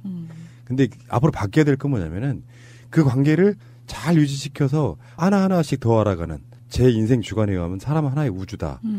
거기서 발견되는 여러 가지 모습들을 보고 겪으면서 하는 그 과정을 더 소중히 생각해야 되는데 결론적으로 그런 거잖아요. 그 실루엣만 보이는 정도. 보일 듯 말 듯. 말 듯한 거기에 느끼는 그 매력감. 근데 그걸 경계선을 육체로 놓으면 안 된다는 것이죠. 예를 들어서 내가 이 영화나 이런 것들처럼 육체적 관계를 갖는 연인이 됐더라도 상대방 마음속에 저 사람 마음을 모르겠어 하는 그 애가탐이 계속 유지가 돼야 되는 측면이 있는 건데 이게 마치 무슨 스포츠 경기처럼 여의동 해가지고 골인 이겼어 이런 관점으로 가면 안 된다는 거예요. 밀당을 잘해야 되는 거예요. 뭐 이야기가 좀 이상하게 들으셨을지 모르겠는데 저는 함영중 씨 있잖아요. 밧줄 타고 내려왔던 그분이 와가지고 안소영이 이러면 안 돼요. 우리는 이러면 불륜이에요. 뭐 이제 이렇게 거부하잖아요. 근데 왜 이래? 왜 이제 와서 뭐 도덕적인 척해? 막 이렇게 하면서 한단 말이에요. 그런 얘기를 들은 적이 있어요. 남학생들의 교육에 있어서 여자들이 싫다고 하는 게 진짜 싫은 게 아니다. 그러면서 따라간다. 그러니까 이런 성교육 문제도 굉장히 잘해줘야 될 것 같아요. 또 이야기가 이런 박사한테 이런 이야기를 하시니까 네. 조금 더 분석을 해드리면 네. 여자는 명분의 동물이에요. 그러니까 이게 속마음이 설사 그렇다 그런 게 있다고 치더라도 그 상황에서 오케이예요 하는 사람은 거의 없어요. 100명 중에 1명도 없을 거예요 아마.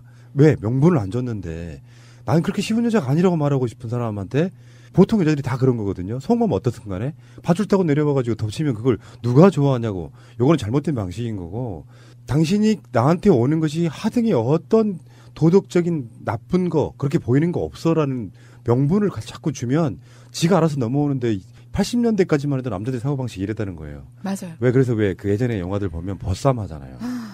여자를 납치에다가 그냥 네. 성폭행하고 자기 여자로 만드는 그런 시대가 있었던 거거든요. 그 잔재가 지금도 남아있는 것이죠. 저 함영중 씨가 공수부대 나왔나요? 우리 PD님도 공수부대 나왔어요. 우주의 기운이 돈다는 것이는데. 그 장면은 정말 인상적이었어요. 네. 요즘 깜빡깜빡 하시는 분들 계시죠? 어떤 때는 아파트 비번, 사이트의 아이디, 비번, 심지어는 내 휴대폰 번호, 백화점 주차장, 공항 주차장에 어디에 주차했는지 몰라서 헤매는 경험. 사진 찍어 두는 것도 좋은데요. 나의 기억력 회복을 위해서 좋은 방법은 메모하는 겁니다. 일기도 간단히 메모하듯 이렇게 하면 좋은데요. 오프닝에서도 얘기를 했듯이 일기를 쓰면 참 좋거든요. 하루 정리 일기 쓰실 때 간단한 방법 알려드릴게요. 3줄로 정리하세요. 첫째 줄에는 오늘 안 좋았던 일을 쓰세요. 힘들었던 일. 두 번째 줄은요, 좋았던 일, 행복했던 일. 그리고 마지막 줄은요, 내일 할 일을 짧게 쓰시면 됩니다. 저도 해봤는데 이 3가지를 떠올리니까 오늘 하루를 다시 한번 떠올리게 되더라고요. 건망증 개선을 위해서도 3줄 메모 꼭 해보시기 바랍니다. 자, 영화로 배우는 인문학 영이나 14번째 에마 부인 함께 하셨습니다. 알미에 왜 국제관계는 어떻고 자국을 보호해야지 외국 기업한 역차별을 주고 외국 기업들이 들어와서 국내 기업이 망하게 생기는 거 보호해줘야 되지 않느냐 이딴 소리를 한다는 그러니까 거예요. 이게 네이버가 IT 기업이니까 우리가 네이버라는 이름만 보고 있으니까 네이버가 한 회사처럼 느껴지잖아요. 하나의 기업인 것처럼 느껴지죠. 그런데 네이버는 재벌은 아니죠. 그 뿌리가 이제 과거로부터는 굉장히 어린 기업이기 때문에 재벌이라고 보기는 힘들지만 대기업이라고 봐야 돼요. 네. 계열사들이 엄청 많습니다. 맞아요. 그렇더라고요. 예, 가지고 있는 브랜드도 굉장히 많고 우리가 공시되어 있는 거를 확인하기 전까지는 외울 수 없을 정도로 수십 개의 계열사가 있어요. 그러면은 이혜진이라는 사람은 누구냐? 삼성으로 치면 이건희 같은 자리에 있는 사람이에요. 대표이사도 아니고 CEO도 아니고 이사회 의장을 맡고 있다가 지금은 글로벌 책임 투자자라고 해가지고 별도의 직함을 가지고 움직이고 있지만 사실상 이사회 의장 역할을 계속하고 있거든요. 오너네요, 오너. 그러니까 이혜진은 실질적인 오너예요. 오너십, 그러니까 제왕이죠. 거의 자기 개인 기업처럼 움직여요. 그래서 대표이사도 아니면서 어떤 뭐 직원들 뭐 카페 테라스에서 아침부터 이렇게 도닥거리는 거 좀 싫으니까 오후에만 쓰게 해라 라는 의견이 그 다음날 바로 실행될 만큼 영향력이 막강한 사람이에요.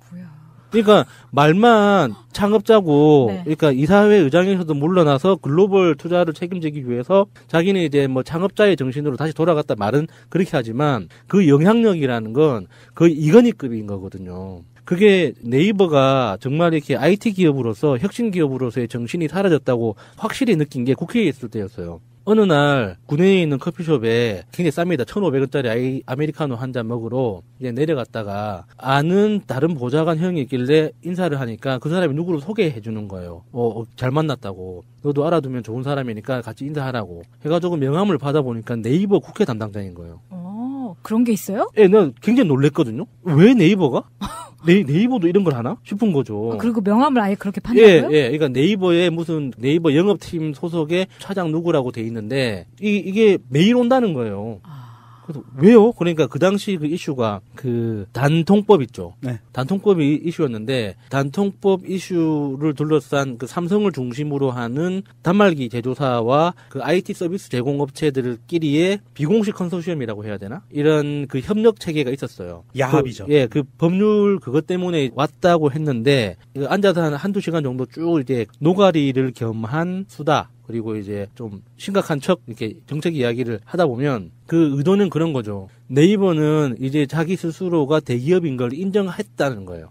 그래서 정보통신망 법률이나 안 그러면 개인정보 관련된 법률이나 금융과 관련된 법률이나 이런 것들을 먼저 사전적으로 파악할 필요가 있다고 느껴서 조직을 정비해가지고 꾸준히 관리를 하기로 했다는 거죠. 그래서 이제 네이버에 입사했다가 1, 2년도 못 버티고 금방금방 퇴사하는 친구들이 이해가 되는 거예요. 네이버에 입사할 때는 뭔가 IT 기업으로서 혁신적이고 창의적인 일을 뭔가 내가 주도적으로 뭐 제안하고 만들어 나갈 수 있을 거라 생각했는데 실제로 입사에 가보면은 편집 업무만 계속 해야 되고 뭐 영업 업무를 해야 되고 광고 운영 업무를 해야 되고 내가 하고 싶은 일을 한 번도 못 하는 거예요. 시키는 것만 해야 되는 거예요. 대기업의 경쟁 구도가 똑같기 때문에 거기에서 인사 고과가 조금이라도 약해지면 승진이나 한 단계 올라가는 가능성 자체가 팍팍 줄어드는 거죠. 그러니까 한 1, 2년 만에 아 여기서 더 이상 버텨봤자 길이 없구나라고 판단한 젊은 친구들이 대부분 이제 언론에서 그렇게 이야기하죠. 네이버 출신 창업자다. 뭐 네이버 출신 스타트업 대표다. 이렇게 이야기를 하는데 실제로 그 퇴사한 사람들의 사연들은 훨씬 더 마음 아프더라고요. 이혜진 씨가 나와서 국회에서 답변한 내용 중에 저는 기함을 한 게 있어요. 검색 광고의 경우 전통 광고 시장에서 수익을 뺏어온 것이 아닌 구글 등 외국계 인터넷 기업들이 가져갈 수익을 지켜낸 것이다. 아이 그건 좀 그렇다 진짜. 기함을 했어요. 아 진짜 한국 광고 시장에서 네이버가 깡패질한 게 다들 알아요. 사업자들은. 본인이 이게 한 말이 사실이라면 분장받아야 되잖아요. 난 참 이 사람의 그 지식, 지적 수준, 인식의 수준을 알 수 있을 것 같아요. 이 사람이 사업으로는 엄청나게 성공한 사람이지만 거의 박근혜, 최순실, 안철수하고 비슷한 것 같아요. 인식의 수준이 너무 저열해요. 돈을 많이 벌기 위해서 한 행위를 어떻게 그것을 외국에서 들어오는 것을 지켜냈다라고 70년대식 논리를 피냔 말이에요. 이 양반이. 아니, 인터넷에 국경이 없다면서. 그러니까. 이 사람은 70년대 박정희 시대의 논리를 피는 거예요. 국내에서 뭔가에서 수입 대체 효과가 있다. 그러면서 국내 기업을 키워야 되지 않냐. 외국 기업이 무한정 들어오는 걸 막아다오. 이딴 소리를 하고 있는 거예요. 삼성과 현대가 했던. 이게 글로벌 수준에서 한국 인터넷은 굉장히 심각한 상황입니다. 완전히 고립되어 있는 글로벌 시장과 아무 상관없는 형태로 지금 계속 고립돼 가고 있어요. 그게 언어적인 이유도 있거든요. 맞아요. 한글이라는 이 언어가 사실 글로벌 시장이 필요 없어도 괜찮아 하는 이런 안일한 마음을 갖게 참 좋게 하는. 꼭 알아야 할 어제의 뉴스. 경찰은 대통령 탄핵무효 국민저항 총궐기 운동본부 이른바 탄기구 간부들이 불법으로 수십억 대 기부금을 모집했다고 밝혔습니다. 이들은 25억 5천만 원을 등록하지 않고 불법 모금한 것으로 드러났습니다. 법은 모금액이 연간 10억 원 이상이면 행정안전부에 기부금 모금 등록을 하도록 규정하고 있습니다. 불법 모금액 중 6억 6천만 원은 친박단체의 새누리당 창당 비용에 쓰였습니다. 경찰은 탄기국 대변인인 정광용 씨와 박사모 재정위원장 정모 씨 등 5명을 불법 정치자금법 위반 혐의로 입건했습니다. 정광용 씨는 탄기국이 돈을 빌려준 것처럼 가짜 차용증을 만들어 위장하기도 했습니다. 정 씨는 박근혜 전 대통령 탄핵 당일 헌법재판소에서 폭력 집회를 주도한 혐의로 이미 구속된 상태입니다. 경찰은 정 씨에 대해 혐의를 추가하고 나머지 관계자 4명에 대해서도 불구속 입건했습니다. 청계재단이 소유한 서울 서초동 영포 빌딩 1층입니다. 마치 공실인 것처럼 보이지만 홍은 프래닝이란 회사가 50평을 임대해 사용 중입니다. 그런데 이 회사는 건물에서 유일하게 보증금 1억 5천만 원만 내고 월세를 한 푼도 내지 않고 있습니다. 재단 측도 사실상 특혜임을 인정합니다. 월세 안 내니까. 예. 그렇게 다른 사람 변호사 알면은 자기도 그렇게 판단해요. 그쪽은 공시 특색이고요. 홍은 프래닝은 부동산 관리 회사로 다스가 지분 100%를 갖고 있는 자회사입니다. 이 회사는 2009년 이후 현재까지 같은 조건의 사무실을 사용 중인데 인근 부동산 업자들은 불가능한 조건이라고 말합니다. 연금 받아야 돼요. 영포 빌딩에서 그냥 그 임차인한테 이제 뭐 은행을 갚은 거죠. 재단이 행사해야 할 금전적 권리를 임의로 포기한 것으로 법적인 논란도 일 수 있는 대목입니다. 청계재단이 이명박 대통령이 만든 것처럼 이명박 대통령과 다스의 관계를 알려주는 그런 단서가 되지 않나 생각합니다. 청계재단이 불법 가능성까지 감수하고 다스 자회사에 특혜를 준 것으로 드러나면서 다스 실소유주에 대한 의문은 더 커지고 있습니다. 이른바 문고리 3인방 안봉근, 이재만, 정호성 전 비서관은 2013년부터 매월 국정원으로부터 특수활동비를 상납받은 혐의를 받고 있습니다. 3인방은 지난해 7월 국정농단의 핵심인 미르재단 관련 보도가 나오자 국정원에 상납을 중단하라고 지시한 것으로 알려졌습니다. 그런데 2달 뒤인 9월 안봉근 당시 비서관이 다시 연락을 해왔다는 국정원 관계자의 진술을 검찰이 확보했습니다. 대통령이 돈이 부족하다고 한다. 대통령이 돈이 필요하니 돈을 보내라고 요구했단 겁니다. 대통령의 지시라는 말도 덧붙였습니다.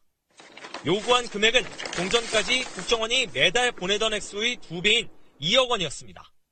국정원이 실제로 2억 원을 상납했고 당시 정호성 비서관이 돈을 받아갔다는 국정원 측 진술도 나왔습니다. 정호성 당시 비서관도 검찰 조사에서 이런 사실을 인정한 것으로 전해졌습니다. 왜 박근혜 전 대통령이 그만두라고 한 국정원 돈 상납을 2달 만에 다시 요구했는지, 지난해 9월이라는 시점은 어떤 의미가 있는지에 앞으로 검찰 수사가 집중될 것으로 보입니다. 방송 중간에 좋아요를 눌러주시면 새날팀들에게 큰 힘이 됩니다. 미리 감사합니다. 트위터가 진짜 언론입니다. 이번 뉴스는 국회 정무위원회에 국정감사 증인으로 출석한 이혜진 네이버 창업자에 대한 이야기입니다. 드디어 증인으로 출석을 했는데요. 지난번까지는 지금 네이버가 파리에 유럽지사를 세워서 지금 그쪽에서 스타트업을 하고 있는 관계로 나는 한국에 못 들어간다 이런 식으로 계속 피해왔었는데요. 증인으로 출석을 했습니다. 마지막 발언이 주목을 많이 받았잖아요. 네. 그래서 저는 그거 보고 정말 부들부들했습니다, 진짜. 이 네이버라는 이 기업 하나가 한국의 인터넷을 정말 엉망진창으로 만들어 놓고 그렇게 뭔가 정의로운 척을 하는 게 이걸 뭐라고 어떻게 이야기를 시작해야 할까 막 오만 생각을 했어요, 진짜. 그러면 일단 이혜진이 뭐라고 이야기를 했는지 잠깐 읽어드릴게요. 제가 부족한 것이 많다는 것을 뼈저리게 받아들입니다. 다만 인터넷 환경은 국경이 없습니다. 예전 오프라인 시장과는 다르게 글로벌하게 봐야 합니다. 싸이월드가 사라진 뒤 수익을 작은 기업이나 신문사가 가져간 게 아니라 페이스북과 구글 등이 가져갔습니다. 구글과 페이스북은 우리나라에서 어마어마하게 돈을 벌고 있는데 얼마나 버는지는 모르고 세금도 안 내고 트래픽 비용도 안 내고 있습니다. 유럽과 중국의 정치인들은 미국 기업과 싸우는 자국 기업을 돕기 위해 노력하고 있는데 구글은 전 세계 검색 시장의 90%를 점유하고 있고 네이버는 한국 시장의 75%를 점유하고 있다는 점을 봐달라라고 항변을 했습니다. 그러면 네이버가 국내에서 독점하고 있는 거를 계속 인정해달라는 거잖아요. 기술적인 문제나 어떤 브랜드 인식의 문제 때문에 그런 상황이 유지될 수밖에 없다는 상황을 인정하더라도 네이버가 너무 후져요. 이게 이혜진 창업자가 그랬죠.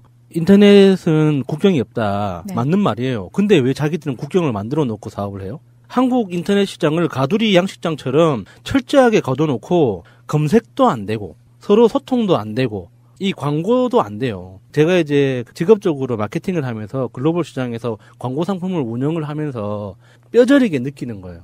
세계 시장에서는 한국이 없습니다. 그게 한국의 기술력이 없어서가 아니에요. 네이버가 망가뜨려 놓은 한국 인터넷 환경 때문에 표준하고 달라요. 그래서 표준 포맷이 국내에서 안 통하니까 글로벌 광고 시장에서는 상품 자체가 거래가 안 되는 거예요. 그러니까 뭐 포르투갈, 뭐 스페인, 아프리카의 작은 나라들, 필리핀, 싱가포르 이런 나라들도 다 독립사업자가 광고 시장에 들어와가지고 자기 광고 상품을 팔고 거래하고 계약을 한단 말이에요. 심지어 뭐 페이스북도 국가별로, 구글도 아시아 담당자, 유럽 담당자, 뭐 프랑스 담당자 이런 식으로 각 지사들이 독립적인 플레이어로 광고 시장에 들어와가지고 자기 사업을 해요. 근데 한국 회사는 없어요.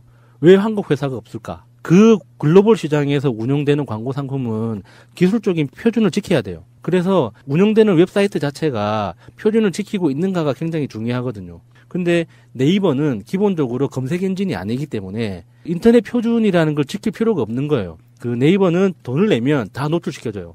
돈을 많이 내는 순서대로 노출시켜주는 방식이기 때문에 뭐 표준 기술이라든지 웹 인터넷 기술의 발전하고 아무 상관이 없어요. 그러니까 네이버가 90년대 후반에 창업을 한 이후에 현금 장사를 시작했죠. 게임 회사를 인수해가지고 아이들한테 500원씩, 100원씩 이렇게 결제를 유도해가면서 맞아요. 그 수익으로 지금에 이르렀단 말이죠. 그 과정에서 훌륭한 검색 엔진들을 많이 인수했었어요. 엠파스도 인수하고 첫눈이라는 회사도 인수하고. 근데 그런 훌륭한 기업들을 인수해서 어떻게 했느냐?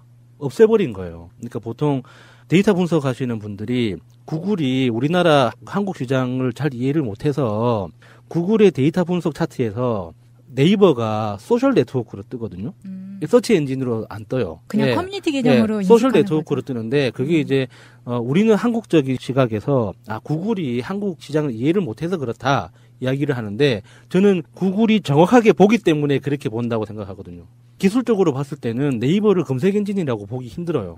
최근에 뭐 C랭크라고 해가지고 새로운 알고리즘을 도입해서 새로운 캠페인을 진행을 하기는 하지만 지금까지 거의 20년 가까이 이 한국 시장에서 네이버가 독점적인 지위를 누려왔잖아요. 그런 측면에서 봤을 때 지금에 와서 자기들이 뭔가 피해자인 것처럼 그리고 나는 깨끗한데 왜 깨끗한 나한테 순진무구한 나한테 이런 과도한 질문을 하시냐라고 이렇게 억울해하는 이런 항변의 모습들이 저는 개인적으로 너무 분노스러운 거예요.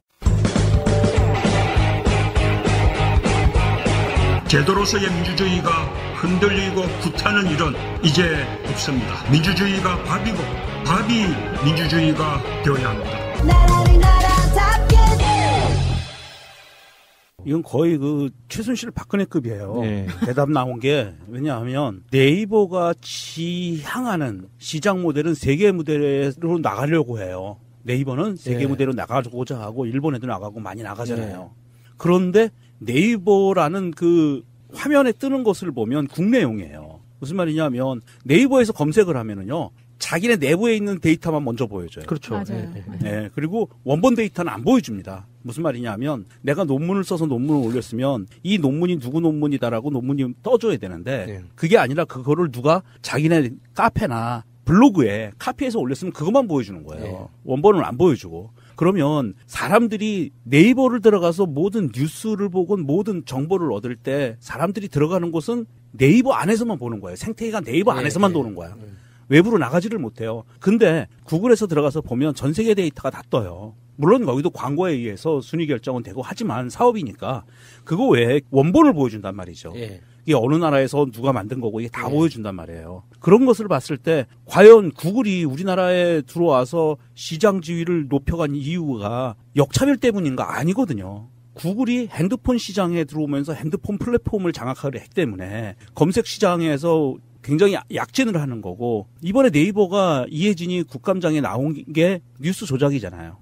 뉴스 조작질을 했는데 그래서 불려 나왔는데 왜 엉뚱하게 그 대답을 해야지. 그 대답하는 공교롭게 날짜가 그렇게 맞는 것도 좀 이상하기는 한데 보통 외부 행사에 많이 참석 안 했거든요. 근데 이게 마사회는 굉장히 무서운 단체잖아요. 마사회 자체가.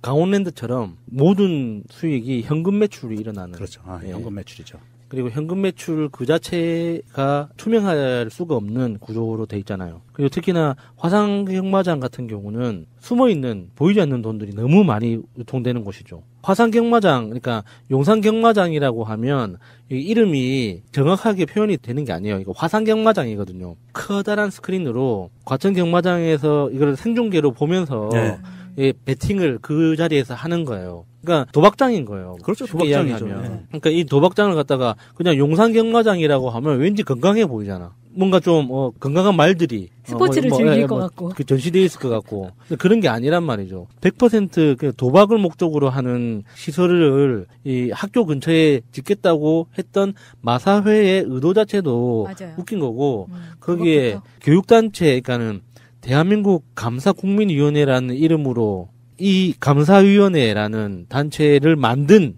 단체가 또 공교육 살리기 학부모 연합이라는 이름을 가지고 있는 곳에서 했다는 게 너무 분노스러울 수밖에 없죠, 이거는. 예전에 2016년도 9월 27일 날 보면은요, 이런 기사가 뜹니다. 이 마사회가 이게 총체적으로 이게 범죄 집단인 게 카드깡으로 용산 경마장 찬성 집회에 주민들 동원한 마사회. 카드깡이요? 그러니까 마사회 직원이 카드깡을 해가지고 이 돈을 지원했다는 거 아니에요. 이런 뉴스도 있었고 이게 경찰에 걸린 거예요. 수사를 받은 거고요. 사실은 이렇게 봐요. 저는 대한민국에서는 법으로 도박이 금지되어 있습니다. 법으로 금지되어 있고요. 이 법을 정부가 교묘하게 특별법을 만들어서 강원랜드라든지 마사회라든지 로또라든지 토토라든지 이런 것들을 만든 거예요. 정부가 수익 사업을 하기 위해서 합법적인 도박을 만들어낸 거예요. 그렇기 때문에 대한민국 국민은요, 홍콩이나 마카오나 라스베가스에 가서 빠찡거 하잖아요. 슬롯머신 하잖아요. 걸려요. 불법이에요. 도박행위로 걸리게 돼 있어요. 처벌받게 돼 있어요. 그런데 국내에서 강원랜드, 마사회, 로또, 토또 이런 걸로 도박을 할 수 있다? 이거를 특별법으로 이거 허용해준다. 이거 사실은 좀 우리가 깊이 검토를 해봐야 돼요. 예. 특히 여기에서 이렇게 불법적인 문제가 자꾸 문제가 드러나는 강원랜드와 마사회 같은 경우에 로또도 그렇죠. 지난 방송에서 얘기한 것처럼 로또도 문제가 많지만 이 도박이라는 거는 어마어마한 돈이 오고 가고 이게 돈이 정확하게 어디에 쓰였는지 감사하거나 아니면 당첨되는 거에 대해서 특정하게 감사할 수 있는 시스템이 사실 그렇게 많지는 않아요. 강원랜드 카지노나 화산 경마장이 그 서울에도 몇 군데 있잖아요. 경기도에도 있는데 그 주변에 한번 가보시면 얼마나 심각한지 마차님이 말씀하신 대로 정말 확연하게 볼 수 있어요. 슬로머가 돼버리잖아요, 거기가. 예전에 바다 이야기가 전국을 강타했을 때 바다 이야기가 하나 들어서면 그 동네는 완전히 슬럼화 돼버렸어요. 주변에서 이제 그 노숙하는 사람부터 시작해서 그 주변을 막 에워싸는 형식으로 지역 자체가 완전히 슬럼화 돼버리는 그런 효과가 있었는데 이 화산경마장도 이제 비슷한 효과를 내니까 정말 사회악이죠, 진짜. 맞아요. 사회악인데 이런 걸 노골적으로 이제 확산시키려고 하는 마사회라는 공기업이나 이거를 대행했던 관변단체라고 해야 되나? 이게 실질적인 관변단체죠. 뭐 이런 데나 진짜 확실히 처벌을 해야 돼요. 사실 저는 그런 생각을 합니다. 이 마사회가 본인들이 그 마사회 자체가 도박업체라는 것을 감추기 위해서 굉장히 많은 노력을 해서 사실 대한민국에서 수도권에 있는 유치원 어린이집 다니는 아이들이 마사회 경마장 견학 한번 안 가본 아이들이 없을 정도예요. 굉장히 공원을 이쁘게 꾸며놨잖아요. 예, 거기 가서 말도 보고 잔디밭에 앉아서 김밥도 까먹고 이래요. 굉장히 좀 심각한 문제거든요.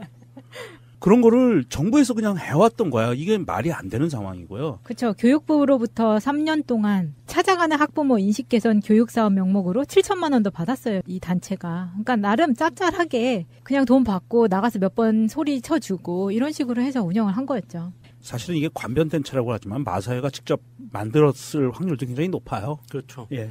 네, 마사회 직원이 감사위와 이 관변단체 공유한 사무실을 수차례 방문했다는 증언이 단체 관계자로부터 확보를 했기 때문에 더 이상 빠져나갈 수 없는 양상으로 가고 있습니다. 새가 날아든다는 여러분들의 하트를 먹고 삽니다. 잊지 않으셨죠? 에피소드 제목을 누르고 플레이가 되면 오른쪽 위에 하트를 꾹 눌러주세요. 오늘도 감사합니다. 더 많은 분들이 들을 수 있도록 하트 꼭 눌러주세요.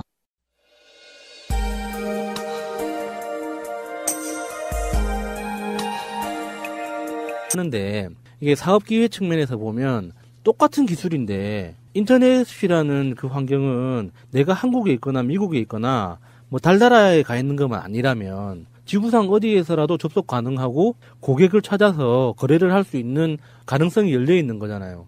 그런데 그거를 교묘하게 사람들의 눈속임으로 한글이라는 컨텐츠 안에서만 안주하게 가둬놓은 범인이 네이버인 거예요. 얘기를 하면 할수록 내가 네이버에 대해서 안 좋은 이야기만 하는 것 같은데 사실이 그런 걸 어떡해요. 일단 증인으로 출석해서 하지 않아도 될 이야기 때문에 오히려 집중받고 있고 공격을 받고 있는 것 같습니다. 마사회 이야기입니다. 용산 화산 경마장 반대 집회 아직까지 진행이 되고 있는데요. 여기에 맞불 집회를 해온 한 보수단체, 화산 경마장을 운영하는 한국마사회가 이 보수단체에 우회 지원을 했다는 의혹이 제기되고 있는데요. 해당 단체는 박근혜 정부의 교육계 화이트리스트 지원 의혹을 받고 있는 그곳입니다. 아니 이 기부금 영수증을 보니까 어이가 없네요. 한국마사회가 기부한 거고요. 기부금 단체는 사단법인 대한민국 감사국민위원회. 기부 내용 지정해서 준 거예요. 딱 지정해서 3천만 원. 거기한테 주게 16년 10월 21일 날 줬고요. 그리고 후에 2천만 원이 더 갔죠. 와. 그러니까 여기서 말하는 지정 기부금 단체라는 건 기부금을 받을 수 있는 자격이 있는지를 기획재정부에서 심사를 하거든요. 그래서 그 자격을 획득하면 지정 기부금 단체라는 이름을 부여를 하는 거예요. 그래서 그 지정 기부금 단체는 기부금 모집을 위한 일종의 홍보 활동을 자유롭게 할 수 있어요. 그래서 그 기부 받은 걸 신고만 정확하게 하면 금액에 제한도 없는데 여기서 정말 이렇게 강력하게 의심이 드는 건 대한민국 감사 국민위원회라는 이 단체가 용산 경마장 찬성 집회를 했다는 거죠. 찬성 활동을 했다는 거잖아요. 네. 그러니까 이 단체가 지정 기부금 단체로 지정받자마자 마사회에서 기부금을 받았다는 거죠. 너무 의심스러운 거예요. 보통 일반적으로 사단법인 단체에서 사단법인이 법인을 설립하고 사단법인으로 이제 인정을 받아서 비영리 단체로 등록을 한 다음에 그 다음에 지정 기부금 단체로 지정받기 위해서 추가로 행정행위를 하거든요. 네. 그런데 그 지정 기부금 단체로 지정받는 것도 어렵지만 진짜 어려운 건 기부금을 받는 거예요. 이게 내가 지정 기부금 단체로 지정받았다고 해서 사람들이 축하해요 기부금 하고 주지를 않거든요. 이게 정말 피눈물 나는 노력과 설득과 이 홍보 활동을 해야지 근근히 월 10,000원 약정 기부 요 정도 받을 수 있는 거지. 내가 이번 달에 지정 기부금 단체로 지정받았는데 다음 달에 3,000만 원 기부가 들어와. 이거는 약속된 게임이 아니고서는 현실적으로 이게 불가능하죠. 이게 비영리 단체에서 기부금 관련해서 이렇게 활동을 해보셨던 분들은 금방 알 거예요. 이 3,000만 원이든 2,000만 원이든 몇백만 원 이상 되는 이 고액을 기부금 받는 거 이거 정말 쉬운 일이 아니거든요. 근데 미리 약속 대련처럼 이렇게 행정 절차를 밟아갈 테니 다오. 줄게. 알았어. 이렇게 되지 않으면은 어렵다고 볼 수밖에 없는 상황이죠. 짜고 치고 있는 거죠. 네. 이게 지금 보통의 학부모들이라면 절대 찬성할 수 없는 이슈예요. 이게 지금 성심 여중고에서 200m 거리의 화상 경마장이잖아요. 화상 경마장이니까 그게 뭐 그렇게 실내에 있는 건데 문제가 되겠냐라고 생각하시는 분들이 있을지 모르는데 제가 한번 숭인동 동대문 쪽에 있는 동묘역에 있는 그 화상 경마장 근처를 한번 지나가 본 적이 있는데 한 반경 500m 굉장히 뭐랄까 거의 노숙자 같은 아저씨들이 술에 막 쩔어가지고 종이 같은 거를 들고 그 주위를 엄청 많이 배회를 하는데 그 숫자가 어마어마합니다. 무섭죠. 네. 그 사람이 굉장히 공격적이기도 하고 뭔가 정상적이지 않게 보이는데 이 사람들이 여중고 옆에 이렇게 200m 옆에 있다는 거는 사실은 뭐 그 사람들이 잠재적 범죄자로 취급을 하는 게 아니라 어쨌든 좋지 않은 시설이니까 좀 옆으로 이사를 가달라 하는 건데 이거를 찬성하는 학부모 단체가 있다는 것 자체가 어용이 아니고서는 국가가 시키는 대로 돈을 받고 관제 데모하는 그런 단체가 아니고서야 이거는 말이 안 되는 거예요. 근데 이게 지금 시작한 게 2013년부터 아마 시작이 됐고 2014년에는 이제 대통령한테 청원엽서 쓰기를 시작했는데 벌써 이게 2년 3년 지나서 이때 당시에 고등학교 다니던 애들, 중학교 다니던 애들은 학교를 벌써 졸업을 했어요. 근데 당시에 초등학교 다니던 학부모들이 그때까지 자기들한테 오지 않을 거라고 생각했던 것들이 이제 점점 자기들 앞으로 학부모들 자체가 아이들이 커가면서 바뀌어가는 거거든요. 그렇지만 관제 데모를 하는 사람들은 바뀌지 않고 꾸준히 이 사람들은 계속 나가는 거잖아요. 아, 이 아이러니함. 얘네들한테 그 기부금을 준 날짜가 되게 웃기네요. 2016년 10월 21일이면 국정농단 사태가 터져서 지금 난리도 아닐 때고요. 맞아요. 그리고 그날이 박근혜가 경찰의 날 행사에 참석한 날이에요.